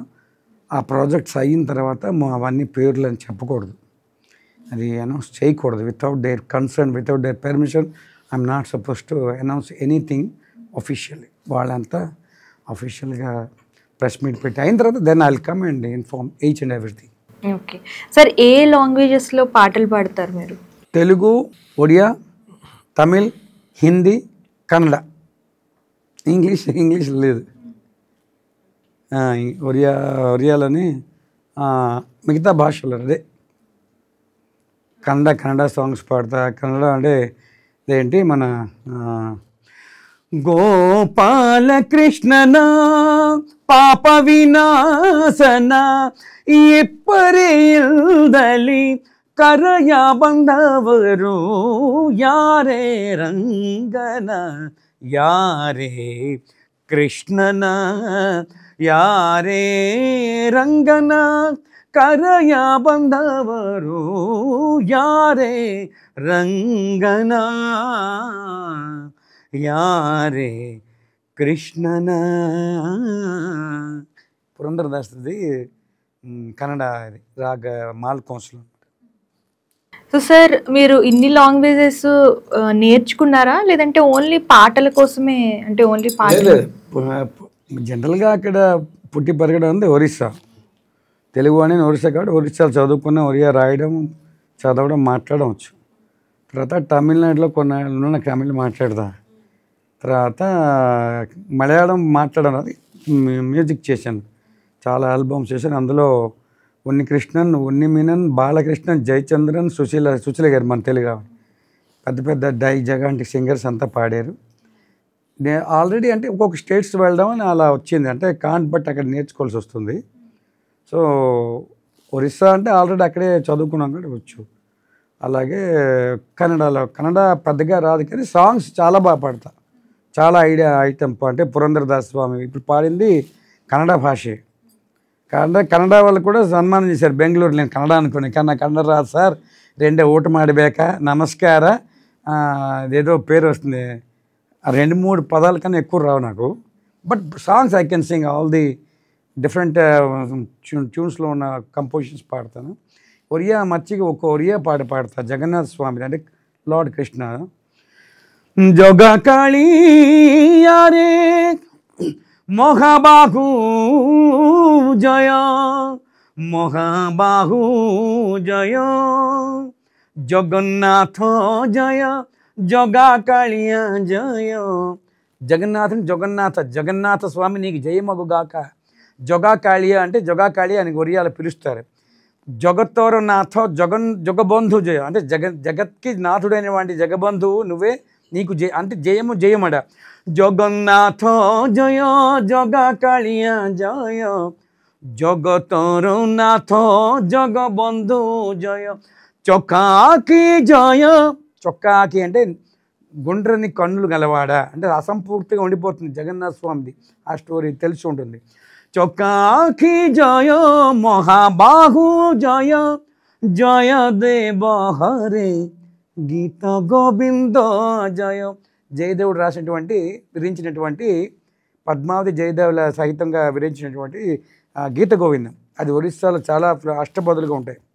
జయ దేవ హరే గీత గోవింద జయ జగన్నాథ జయ మహాబాహు జయ మహాబాహు జయ. జయ జగన్నాథ స్వామి. జగన్నాథ స్వామి నయన పథగామి భవతుమే, ఇది నానుడు అక్కడ చాలా నోటెడ్ పదం. సార్ చాలా బాగా పాడారు సార్. సార్ గురుగారు ఆరని కుమాయి దీపం కార్తీక దీపం అని పాట ఉంటుంది కదా గురుగారు, అంటే అసలు కార్తీక దీపమా కార్తీక దీపమా ఏది కరెక్ట్? కార్తీక దీపమే. కార్తీక అని రాగాల కోసం సాగదీసుకొని ఇగో వాగ్గేయకారులు సంగీత విద్వాంసులు అలా వాళ్ళ అనుకూలం కోసం వీళ్ళు కార్తీక అని చెప్పమన్నా కూడా వాళ్ళు పాడతారు. పరమానంద శిష్యులు కదా మనకి. ఇప్పుడు అందరికీ తెలిసింది ఒకటి చెప్తాను, చాగంటి గారు కానీ గరికపాటి గారు కానీ ఇటువంటి మహాపండితులు ఉన్నటువంటి ఈ కాలంలో కూడా ప్రతి పంతులు తప్పే చదువుతున్నాడు కామన్ మంత్రం. ఓం సర్వమంగళ మాంగళ్యే శివే సర్వార్థ సాధకే అని చదవాలి, సాధికే అన్నది రాంగ్. ఓం సర్వమంగళ మాంగళ్యే శివే సర్వార్థ సాధకే శరణ్యే త్రయంబకే గౌరీ నారాయణి నమోస్తుతే అని చదవాలి. సాధకే అన్న పదం మరి అందరూ సాధికే అని చదువుతున్నారుగా. మా గురువు గారు పులుసు ఉదయ భాస్కరం గారు త్రిభాషా పండితులు, సాంస్క్రిట్ గవర్నమెంట్ టీచర్లు, ప్రైవేట్ టీచర్లు కూడా కాదు. అందువలన ఆయన సంస్కృతంలో, తెలుగులో, తర్వాత హిందీలో మహాపండితుడు. ఆయన తెలియని రాజానగరం మాస్టర్ అంటే ఎవరికైనా తెలుసు. పురాణ పండ రాధాకృష్ణమూర్తి గారు, ద లర్న్డ్ స్కాలర్. ఆయన ఎవరింట్లో ఈ రోజున లలితా సహస్ర పుస్తకాలు ఉన్నాయి, ఏ దేవుడు శ్రీరామ రక్షాస్తోత్ర పుస్తకాలు ఉన్నా మా గురువుగారు ప్రింట్ చేసి ఫ్రీగా పంచినవే. అలాగే జగద్గురువులైనటువంటి భారతీ తీర్థ స్వాముల వారు నా ప్రత్యక్ష గురువు. ఎంతమంది మహానుభావులు చెప్తున్నా సరే వాళ్ళు సాధికే అని చదువుతున్నారు. అలాగే కార్తీక మాసం అంటున్నారు. మనం ఏం చేయగలుగుతాం? అది యాక్చువల్గా కార్తీక మాసము. అయితే ఈ చంద్రుడు ఎప్పుడైతే కృత్తికా నక్షత్రంలోకి వస్తాడో అక్కడి నుంచి మనం ఆ మాసాన్ని ఆ పేరు పెట్టుకుంటాం. మృగశిర నక్షత్రంతో వచ్చాడనుకో మృగశిర మాసము, మృగశిర మాసం అంటాం, మార్గశీర్ష మాసం అంటాం. ఆ విధంగా కార్తీక మాసంలో చంద్రుడు వచ్చినప్పుడు కార్తీక కృత్తికా నక్షత్రంలోకి వచ్చినప్పుడు కార్తీక మాసం అంటాం. కాబట్టి ఈ కార్తికేయుడు అంటే ఎవరు? సుబ్రహ్మణ్యేశ్వర స్వామి, పార్వతీదేవి కొడుకు. ఆయన్ని కూడా అసలు ఈ నెలలో పూజ చేయాలి మనం. కార్తీక మాసంలో మనము ఎవరెవరిని పూజ చేస్తాము? ఎవరికి ఇష్టం అంటే పరమేశ్వరుడికి ఇష్టము, ఆ తర్వాత విష్ణువుకి ఇష్టము అని చెప్పాము. అందుకనే దామోదర వ్రతము ఈ నెలలోనే వస్తుంది, సత్యనారాయణ స్వామి వ్రతము ఈ నెలలోనే వస్తుంది, తర్వాత కేదార వ్రతము ఈ కాలంలోనే వస్తుంది. అసలు కార్తీక మాసంలో కేదార స్వామి వ్రతం ఇవన్నీ ఎందుకు చేస్తామంటే ఇప్పుడు ఒక అద్భుతమైనటువంటిది. ఇప్పుడు దొంగ స్వాములు, దొంగ గురువులు ఎక్కువైపోయి వాళ్ళందరూ ఏం చెప్తున్నారు? ఇప్పుడు ఈ మధ్యకాలంలో నువ్వు చూసావు కదా, కౌలాచారం, వామాచారం అని చెప్పి ఏం చెప్తున్నారు? పంచముద్రలు, పంచ మఖారాలు. ఒకటి మత్స్యం అంట, మాంసం అంట, మధువు అంట, తర్వాత ఈ మగువ కూడా. ఇలాగా వాళ్ళ ఇష్టం వచ్చినట్టు మద్యం ఇవన్నీ కూడా చెప్తున్నారు, మైథునం అని. మరి దానికి వీళ్ళు ఏం చేస్తున్నారు? అమ్మవారిని, ఏదో ఒక అమ్మవారిని పెట్టడం, దక్షిణాచార పద్ధతిలో పూజ ఒక ఇద్దరు పంతులను పెట్టడం, మందు మాంసం అక్కడే పెడుతున్నారు, చేపలు అక్కడే పెడుతున్నారు, మటన్ చికెన్ అక్కడ పెడుతున్నారు, ఒక బాటిల్ మద్యం అక్కడ పెడుతున్నారు. ఇంకా ఎక్స్ట్రీమ్ లెవెల్కి వెళ్ళిపోయి ఏం చెప్తున్నారు? అమ్మవారి ఫోటో ముందు మైథునం చేయాలి అంటే సంభోగం చేయాలి అని. పిల్లలు లేనటువంటి వాళ్ళకి కామాఖ్య గుడిలోకి వెళ్ళి కొండ మీద రూమ్ తీసుకొని అక్కడ చేయాలి అన్నందుకు మన వేణుస్వామిని గంటేశారు బయటకని వార్తలు వచ్చినాయి కదా. అవన్నీ ఎందుకు జరిగినవి ఇవన్నీ అంటే వీళ్ళు తప్పులు చెప్తున్నారు. ఈ కార్తీక మాసం దీనికి డెఫినేషన్ ఇచ్చింది. ప్రతి మనిషి, ఆడదైనా మగవాడైనా ఏంటంటే స్త్రీ స్వరూపమే అన్నమాట. ఫెమినైన్ ఎనర్జీ, రెండు శక్తులు ఉంటాయి. ఈ ఇప్పుడు నువ్వు ఉన్నావు, నీలో మగశక్తి, feminine energy, masculine energy and feminine energy రెండు ఉంటాయి, negative pole and positive pole. Okay, అలాగే నేనున్నాను ఇప్పుడు, నాకు కూడా positive energy, masculine energy and feminine energy, మగశక్తి ఆడశక్తి రెండు ఉంటాయి. యోగాభ్యాసము, పూజ అంటే ఏంటంటే ఈ ఫెమినైన్ ఎనర్జీని ఈ మ్యాస్కులైన్ ఎనర్జీని కనెక్ట్ చేస్తే యోగము అన్నారు. అంతేగాని వీళ్ళు ఏం చెప్తున్నారు? అలా చెప్పకుండా ఆడా మగ కలవాలని చెప్తున్నారనమాట. కాబట్టి భైరవుడు ఎవరు గురువేమో భైరవుడు అయిపోతాడు, వచ్చినటువంటి శిష్యురాలేమో భైరవి అయిపోతుంది. ఆవాహనం చేసేసుకుంటే ఇద్దరు సంగమిస్తే యోగం అయిపోద్దని పిచ్చి పిచ్చిగా చెప్పి అమాయకులైనటువంటి ఆడవాళ్ళ జీవితాలను సర్వనాశనం చేశారు చాలామంది దొంగలు. ఇలాంటివన్నీ చేయకుండా చెప్పేదే కేదారస్వామి వ్రతం. కార్తీక మాసంలో ఏం చేస్తారు? కార్తీక మాసంలో మనం శివుడు పార్వతి ఇద్దరు ఇలా పక్క పక్కన కూర్చుంటారు. కూర్చొని శృంగి భృంగి నాట్యం చేస్తూ అంతా ప్రోగ్రాంలు జరుగుతుంటే డ్యాన్స్, వికటనాట్యాలు అవన్నీ భృంగి చేసిన తర్వాత శివుడు ఏదైనా వరం కోరుకోమంటే పార్వతీదేవిని వదిలేసి శివుడికి మాత్రమే ప్రదక్షిణ చేస్తాడు భృంగి. చేసినప్పుడు పార్వతీదేవి నవ్వుకొని ఏం చేస్తుంది? వీడి సంగతి చూద్దామని ఇంకొంచెం దగ్గరగా జరుగుద్ది ఎలాగా అని. వాడేం చేస్తాడు? అమ్మ పార్వతీదేవి మనకి ప్లేస్ ఇవ్వట్లేదు ప్రదక్షిణ, కానీ పాము రూపంలో వెళ్తాడు. పాములాగా సందులో నుంచి వెళ్ళిపోతాడు. ఓహో వీడికి ఎంత తెలివా అని మళ్ళీ పార్వతీదేవి ఇంకా దగ్గరికి వచ్చా అసలు ప్లేస్ లేకుండా అతుక్కుంటే చిన్న పురుగు రూపంలో, క్రిమి కీటకం రూపంలో వచ్చి ప్రదక్షిణ చేస్తాడు.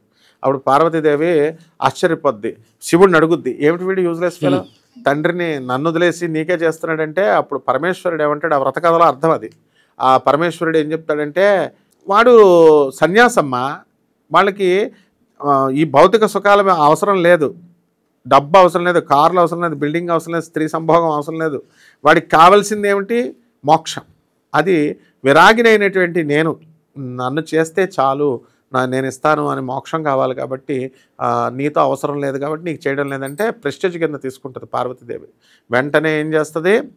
వచ్చేస్తుంది బయటకు వచ్చి, కమాన్, సినిమాల్లో చూపిస్తారు చూడు, నీకు మర్డర్ చేసిన తర్వాత కమాన్ లాయర్లందరినీ తెలిసి ఏ సెక్షన్లో ఏ పుస్తకాలన్నీ తిరగేయండి, ఏ సెక్షన్లో నేను వెళ్ళకూడదు అని తిరగేయండి అని చెప్పి సినిమాల్లో చూపిస్తారు. అలా మొత్తం పురాణాలు అన్నీ తీయండి అని చెప్పి భరద్వాజ మహర్షి ఇంటికి వెళ్తుంది. వీళ్ళందరూ ఆ పుస్తకాలన్నీ చదివిన తర్వాత, అమ్మ నువ్వు కోరుకున్నటువంటి ఫలితం రావాలంటే ఒక వ్రతం ఉందమ్మా అంది. ఏమిటి ఈవిడ కోరుకున్న వ్రతం? వాడు విడివిడిగా కూర్చున్నందుకు కదా నన్ను వదిలేసి ప్రదక్షిణలు చేస్తున్నాడు శివుడు ఒక్కడికే, నేను శివుడి శరీరంలోనే సగం అయిపోతాను, అప్పుడు ఎలా విడదీసి చేస్తాడో చూస్తాను. అదే ఆవిడ ప్లాన్. అందుకని అడిగేసరికి feminine energy and masculine energy రెండిటిని ఈ కారణంగా వచ్చిందనమాట. అప్పుడు చేసేసరికి వెంటనే అప్పుడు భరద్వాజ మహర్షి ఫలానా కేదారస్వామి వ్రతం చేస్తే అవుతుంది అంటే కేదారస్వామి వ్రతం చేస్తారు. ఈ వ్రతాన్ని రుక్మిణీదేవి చేసింది, రాధాదేవి చేసింది, సీతమ్మ తల్లి చేసింది. అందుకనే వీళ్ళంతా కూడా పరమేశ్వరుల్లో ఎలాగైతే అర్ధనారీశ్వర తత్వం ఉందో రాధే కృష్ణుడైపోయాడు, కృష్ణుడే రాధ. రాధమ్మ తల్లి ఆ రాముడిలో ఉన్నటువంటి అంతర్గత శక్తే సీత. అందువలన ఇది చెప్పడం కోసమే అన్నమాట.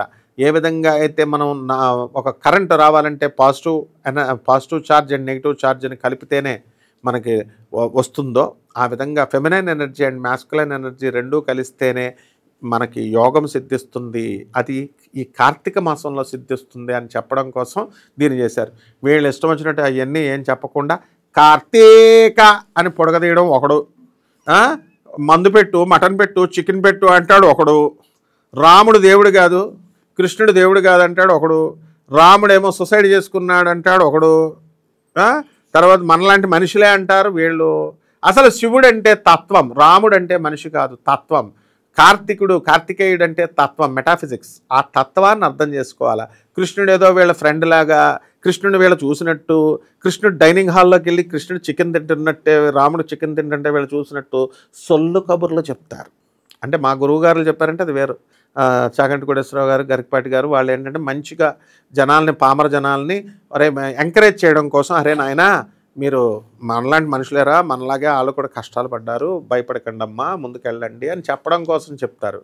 వాళ్ళని చూసి మొత్తం ఇతర మతస్థులు, క్రిస్టియన్ మతస్థులు, ఇతర మతస్థులు అంతా కూడా ఇదిగా మీరు రాముడు మనిషేగా, రాముడు దేవుడు కాదు, రాముడు చికెన్ తిన్నాడుగా, మటన్ తిన్నాడుగా, రాముడు కూడా సొసైడ్ చేసుకున్నాడుగా అని మొదలెడుతున్నారు. కాబట్టి ఇలా వచ్చిందే ఈ కార్తీక అమ్మ. కార్తికేయుడు సుబ్రహ్మణ్యేశ్వర స్వామి మీద గురువుగారు ఏమన్నా పాట పాడతారేమో అడుగు. గురుగారు పాడతారా? ఓం శరవణ భవాయ నమః, శరవణ భవాయ నమః, ఓం శరవణ భవాయ నమః. సుబ్రహ్మణ్యం సుబ్రహ్మణ్యం షణ్ముఖనాథ, సుబ్రహ్మణ్యం సుబ్రహ్మణ్యం సుబ్రహ్మణ్యం స్వామినాథ సుబ్రహ్మణ్యం. జయ సుబ్రహ్మణ్యం సుబ్రహ్మణ్యం షణ్ముఖనాథ సుబ్రహ్మణ్యం, సుబ్రహ్మణ్యం సుబ్రహ్మణ్యం షణ్ముఖనాథ సుబ్రహ్మణ్యం, సుబ్రహ్మణ్యం సుబ్రహ్మణ్యం షణ్ముఖనాథ సుబ్రహ్మణ్యం. శరవణ భవాయ సుబ్రహ్మణ్యం గురు శరవణ భవ సుబ్రహ్మణ్యం, శరవణ భవాయ సుబ్రహ్మణ్యం గురు శరవణ భవ సుబ్రహ్మణ్యం, సుబ్రహ్మణ్యం సుబ్రహ్మణ్యం షణ్ముఖనాథ సుబ్రహ్మణ్యం, సుబ్రహ్మణ్యం తవ చరణం శరణం. కార్తీక మాసంలో శివుణ్ణి విష్ణువునే కాకుండా మన శివుని కుమారుడైనటువంటి కార్తికేయుడిని కూడా పూజ చేయాలి, సుబ్రహ్మణ్యేశ్వర స్వామిని పూజ చేయాలి. శివుడు అందరికీ ఆది గురువు అయితే శివుడికే గురువు ఎవరో తెలుసా? సుబ్రహ్మణ్యేశ్వర స్వామి. ఇప్పుడు మనం జ్ఞానం నేర్చుకున్న తర్వాత పాఠశాలకు వెళ్ళిన తర్వాత ప్రహ్లాదుని, హిరణ్యకశిపుడు ఏం నేర్చుకున్నావు చెప్పరా అంటే నారాయణ మంత్రం, శ్రీమన్నారాయణ మంత్రం పాడతారు గురుగారు. నారాయణ మంత్రం శ్రీమన్నారాయణ భజనం, నారాయణ మంత్రం శ్రీమన్నారాయణ భజనం. నాదహరే శ్రీనాదహరే, నాదహరే జగన్నాథహరే. తల్లి తండ్రి నారాయణుడే, గురువు దైవం నారాయణుడే, యోగము యాగము నారాయణుడే, భక్తి ముక్తి నారాయణుడే, భవబంధాలు బాపమాపి భక్తినో సంగే సాధనం నారాయణ మంత్రం శ్రీమన్నారాయణ భజనం నారాయణ మంత్రం శ్రీమన్నారాయణ భజనం నాద హరే శ్రీనాథ హరే నాద హరే జగన్నాథ హరే నారాయణ్ నారాయణ్ నారాయణ్ భజు నారాయణ్ నారాయణ్ నారాయణ్ నారాయణ్ భజు నారాయణ్ నారాయణ్.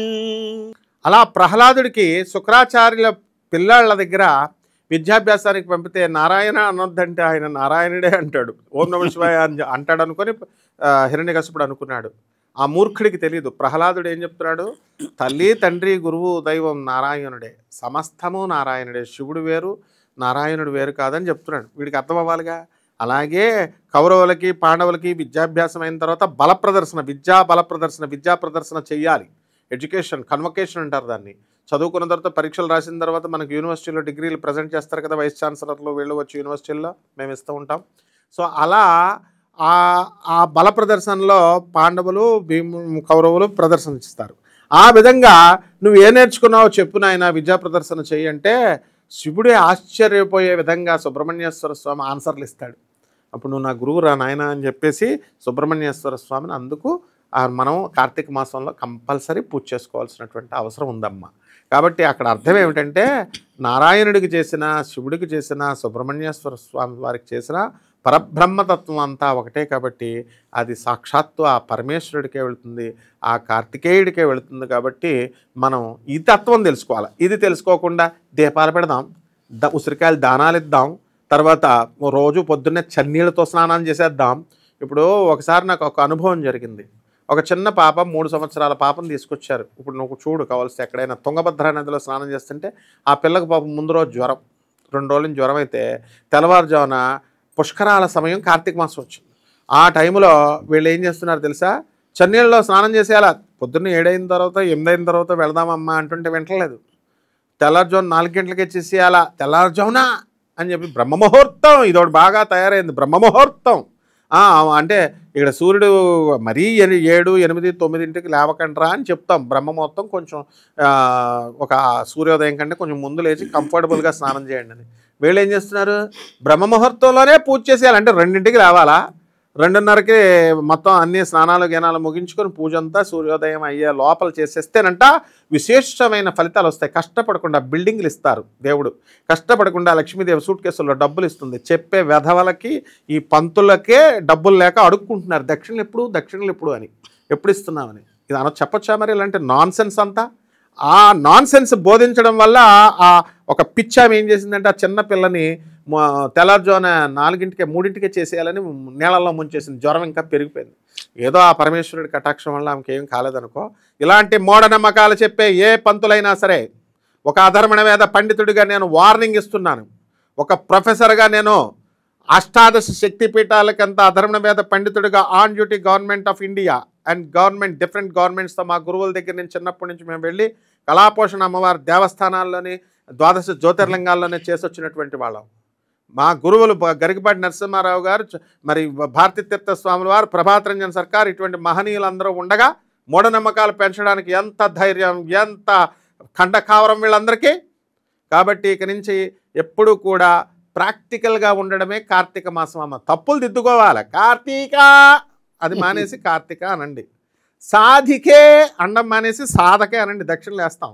మనం అవన్నీ కరెక్షన్ చేసుకోవాలి, పండితులను అడగాలి. అంతేగాని పండితులకి మేమే పండితులు, మేమే ప్రముఖ ఆస్ట్రాలజీలో, మేము 4 వీడియోలు చెప్పడం ప్రముఖ ఆధ్యాత్మికత, ప్రముఖ మరి 40 సంవత్సరాలని చెప్పి నా గురువులు ఏమైపోవాలా? వీళ్ళందరినీ బ్రహ్మశ్రీలు తగిలిచ్చేసుకుంటున్నారు. వీళ్ళంతా ఏమైపోవాలమ్మా? బ్రహ్మశ్రీ ఒరిజినల్ బ్రహ్మశ్రీలు ఏమైపోవాలా? కాబట్టి ఎవరైతే మనం చెబుతున్నామో ప్రజల్ని, సమాజాన్ని మంచి రూట్లోకి తీసుకెళ్ళాలి. ఈ సమాజం కూడా అలాగే తయారైంది. కాషాయ బట్టలు వేసిన 3 నామాలు పెట్టేసి ఓ బొట్టెట్టేసినా, లేకపోతే బొట్టెట్టేసి గురుగారు మీరు రాముడండి, మీ ఆవిడ సీతండి అని చెప్పి గురువులనే పాడు చేసేస్తున్నారు. వీళ్ళు నిజంగానే దేవుళ్ళేమో, మేము రాముళ్ళేమో అని బెల్డప్లు ఇచ్చి పతనమైపోతున్నారు. చాగంటి కోటేశ్వరరావు గారు కూడా మా గురువుగారు ఎన్నోసార్లు వీడియోల్లో చెప్పారు, నాయనలారా మమ్మల్ని పాడు చేయకండిరా, భ్రష్టత్వం చేయకండిరా నాయన అని. కాబట్టి ముందు తప్పులు దిద్దుకుంటే సరిపోతుందమ్మా. ఇదే కార్తీక మాసం మహత్యం తల్లి. గురుగారు అర్ధనారీశ్వర తత్వం గురించి చాలా చక్కగా వివరించారు. అలాగే చాలా మంది అంటూ ఉంటారు కదా, ఇద్దరు భార్యాభర్తలు ఉన్నప్పుడు మధ్యలోంచి వెళ్ళకూడదు అని చెప్పేసి, ఇది అందుకోసమే అంటారా? ఇద్దరు భార్యాభర్తల మధ్యలో నుంచి వెళ్ళొద్దు అంటే అర్థం ఏంటి? మూడో వ్యక్తికి ఆస్కారం ఇవ్వద్దు అని. ఇద్దరు శుభ్రంగా కాపురం చేసుకుంటున్నారు, వాడి మధ్యలో ఎవడో ఒకడు దూరతాడు. వీడి బిల్డప్ల కోసం ఆ అమ్మాయికి నేను ఇంత గొప్పని అంత గొప్పని అని చెప్పి మొగుడికే విడాకులు ఇప్పించేస్తాడు. అందుకని వద్దంటారు. వీళ్ళ సంసారం గుట్టు రోగం రట్టు అన్నారు. సంసారం చేసుకునేటప్పుడు వాళ్ళ యొక్క తప్పులన్నీ కూడా ఏమండి పంతులు తీరుస్తారా? జ్యోతిష్కులకు ఫోన్ చేసి నా మొగుడు ఇలా కొట్టేస్తున్నాడండి, స్వామీజీలకి దొంగ స్వామీజీల దగ్గరికి వెళ్ళి నా భర్త ఇలా అంటున్నాడండి అలా అంటున్నాడని బుద్ధి లేని ఆడవాళ్ళు 100 మంది చెప్పేవాళ్ళు ఉన్నారు, బుద్ధి లేని మగవేధవాళ్ళు చెప్పేవాళ్ళు ఉన్నారు. వాళ్ళు ఏం చేస్తున్నారు? వీళ్ళిద్దరిని సైడ్ వేసేసి మధ్యలో వీళ్ళని లేపుకెళ్ళిపోయిన వాళ్ళు 3 మంది ఉన్నారు. కాబట్టి అందుకోసం చెప్పారమ్మా. ఇప్పుడు ఉపవాసము అన్నారు. ఉపవాసం అంటే ఏంటి? ఒక పూట తినకుండా ఉంటే నీకు దేవుడు వరాలు ఇచ్చేస్తాడా? రోజు ఫుడ్ తింటున్నావు కదా. ఉపవాసం అనేది ఎందుకు ఇస్తారంటే, ఉపవాసము మానవ బాడీ ఒక మెషిన్. ఒక మెషిన్కి డ్యూరబిలిటీ ఉంటుంది, అంటే కొంతకాలమే పనిచేస్తుంది. రోజు వర్క్. ఇప్పుడు కారు ఉందమ్మా, కారు ఒక 1000 కిలోమీటర్ల దూరం వరుస పెట్టి ఆపకుండా వెళ్తే వేడెక్కిపోద్దిగా. మధ్యలో ఆపి నీళ్లు పోస్తాంగా చల్లారేదాకా. బైక్ అయినా మా కార్ అయినా మెషిన్ పాడైపోద్ది, వర్క్ చేయదు. కాబట్టి మెషినరీ ఎలాగో హ్యూమన్ బాడీ కూడా ఒక మెషిన్. కాబట్టి ఆ మెషిన్కి నీళ్ళు మనము ఒక రోజు ఏకాదశి అనేది పెట్టాం. మనం ఒక నెలలో 2 సార్లు కంపల్సరీ నిర్జల ఉపవాసం చేయాలా. వాటర్ కూడా తాగకూడదు. దేనికోసం? మన లాంగిట్యూటీ ఆఫ్ లైఫ్ పెరుగుద్ది, ఆయుర్దాయం పెరుగుద్ది. అంతేగాని అస్తమాను తింటూ కూర్చుంటే మెషిన్ అరిగిపోయి మెషిన్ డ్యూరబిలిటీ తగ్గిపోయి. సెల్ ఫోన్ ఉందమ్మా, కొంతకాలమే పనిచేస్తుంది, లైట్ కొంతకాలమే పనిచేస్తుంది అని గ్యారంటీ ఇస్తాడు వాడు, డ్యూరబిలిటీ అంటాడు.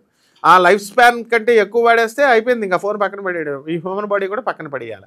అందుకోసం ఎలాగైతే ఉపవాసం అని చెబితే అది అర్థం చేసుకోకుండా ఒక పూట భోజనం, పొద్దున్న మధ్యాహ్నం ఏమో భోజనం ఫుల్గా తినేసి సాయంత్రం మళ్ళీ భోజనంతో సమానంగా టిఫిన్లు తినేస్తే అది ఉపవాసం ఎలా అవుద్ది? అలాగే ఇది కూడా భార్యాభర్తల అర్ధనారీశ్వర తత్వంలో don't give the chance for the third person to enter into your lifes అని చెప్పడం.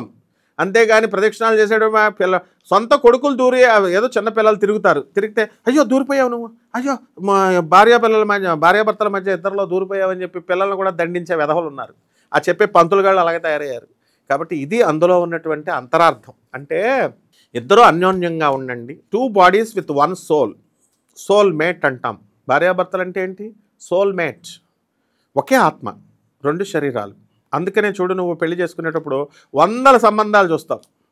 లాస్ట్కి నాకు అందం ఉండాలి, నాకు చదువు ఉండాలి, పూజా హెగ్డే లాగా సన్నంగా మా కరీనా కపూర్ లాగా 0 size ఉండాలి బాడీ అంటారు. దొరకపోయిన తర్వాత లాస్ట్లో ఏముంది? తాను వలచిందే రంభ, తాను ములిగిందే గంగా అని. మురుకు కాలువలో దొరికిన గంగా అని మనం పుష్కరాల్లో ఉత్తప్పుడు నది పుష్కరంగా ఉన్నప్పుడు చేయం. మురుకు నీళ్ళల్లో ఉన్నప్పుడు వెళ్ళి కుంభమేళ పుష్కరాలని ఆ మురుకు నీళ్ళల్లో చేస్తాం. అలాగే మంచి అమ్మాయి కనబడదనమాట. తాను అప్పుడు అందవిహీనంగా ఉన్నా కూడా ఆ అమ్మాయి రంభలాగా కనబడుతుంది ఆ సమయం, కళ్యాణ సమయం వచ్చినప్పుడు. ఆ విధంగా వీళ్ళకి ఏంటంటే ఏ రకంగా అయితే ఈ తత్వం తెలుసుకోకపోతే మనకు ఆ వివాహం అయ్యేంత వరకు, ఆ సమయం వచ్చేంత వరకు ఆ సంబంధాన్ని తారసపడనివ్వడు అనమాట. కాబట్టి ఆ సమయం ఆసన్నమైనప్పుడు ఏ విధంగా అయితే వీళ్ళకి ఎన్ని సంబంధాలు చూసినా ఆ అమ్మాయితో ఆ అమ్మాయి కనబడినప్పుడు మాత్రమే వాళ్ళకి చేసుకోవాలి అని ఓకే చెప్తాడు. మనకి భార్యాభర్తలు ఇద్దరు విడదీయరాని బంధం. అందుకనే చూడు, చాలామంది నిజమైన దంపతులు మొగుడు చచ్చిపోయిన 2వ రోజున 1వ రోజున పాపం భార్యలు కూడా చచ్చిపోతారు ఇంచుమించుగా లైఫ్ స్పాన్లో. భార్య చనిపోయినప్పుడు భర్త చచ్చిపోయినట్టే, సగం చచ్చిపోయినట్టే. భర్త చచ్చిపోయిన భార్య సగం చచ్చిపోయినట్టే. కాబట్టి భార్యాభర్తలు ఇద్దరు ఉంటేనే ఇది అన్యోన్యత. అదే శివపార్వతి తత్వం, అదే అర్ధనారీశ్వర తత్వం. అందువలన అది చెప్పారు. అంతేగాని ప్రదక్షిణాలు చేయడం కాదు. గుళ్ళు చుట్టూ ప్రదక్షిణాలు చేస్తే చదువు వచ్చినట్టు ఉంటుంది. ఇప్పుడు స్టూడెంట్కి ఏం చెప్తాం మనం? 108 ప్రదక్షిణాలు చేయి, చిలుకూరు బాలాజీ టెంపుల్ చుట్టూ నువ్వు పుస్తకం చదవక్కర్లేకుండా పాస్ అయిపోతాడు అన్నట్టు బిల్డప్ ఇచ్చి చెప్తారు వీళ్ళు. వీడు పుస్తకాలు తీయడు, ప్రదక్షిణాలు చేసేస్తే వెంకటేశ్వర స్వామి దిగి వచ్చేసి పాస్ చేసేస్తాడా? అలాగే ఈ అప్పుల బాధ, అసలే అప్పుల బాధ వస్తే జాతకం చెప్తాను అంటాడు వీడు. Prayer చేస్తానంటాడు pastor. ప్రేయర్ చేసి వీడు 500 రూపాయలు మళ్ళీ ఎదురనమాట అప్పుకి. వాడికి ఇచ్చి మళ్ళీ ఇంకా గుండు గీసుకొని ఈడేమో పరిహారాలు చెప్తాడు 1,00,000 రూపాయలు 2 లక్షలు అవి చేసుకొని ఇంకా అప్పులు బాలైపోతాడు. గుడి చుట్టూ తిరుగు చెట్లు చుట్టూ తిరుగు అని చెప్తారు. లాస్ట్కి ఉన్నది పోయే ఉంచుకున్నది పోయే. కాబట్టి ఈ విధమైనటువంటి మూఢనమ్మకాలు అనేటటువంటి ప్రచారం చేసేసారు. ఇది పండితుల యొక్క బాధ్యత. అర్ధనారీశ్వర తత్వం అంటే ఇదే, అంతేగాని వెళ్ళిపోయి మధ్యలో దూరిపోతే ఏం అవ్వదమ్మా. సో ప్రజలందరూ కూడా నెమ్మదిగా ఈ డాగ్మా సెంటర్డ్ ఫిలాసఫీ నుంచి బయటకు వచ్చేయాలి, గాడ్ సెంటర్డ్ ఫిలాసఫీని అలవాటు చేసుకోవాలి. డాగ్మా అంటే ఏంటంటే మూఢనమ్మకాల నుంచి బయటకు రావాలి. గురుగారు చాలా విలువైన మాటలు అందించినందుకు మీకు ధన్యవాదాలు. అలాగే చాలా మధురమైన పాటలు పాడి అలరించినందుకు మీకు ధన్యవాదాలు సార్. Thank you. సో చూశారు కదా, ఇది ఆరంభం మాత్రమే. మరొక ఎపిసోడ్తో మళ్ళీ కలుద్దాము. అలాగే ఈ ఎపిసోడ్ పైన మీ నిర్ణయం కామెంట్ రూపంలో తెలియజేయండి. ఈ వీడియో కనుక నచ్చితే లైక్ చేయండి, షేర్ చేయండి. మరిన్ని లేటెస్ట్ వీడియోస్ కోసం మన ఛానల్ సబ్స్క్రైబ్ చేయడం మర్చిపోకండి. మీకు ఏమైనా సందేహాలు ఉన్నా సరే కామెంట్ రూపంలో తెలియజేస్తే నెక్స్ట్ ఎపిసోడ్లో మీ సందేహాలు తీర్చే ప్రయత్నం చేస్తాం. ధన్యవాదాలు.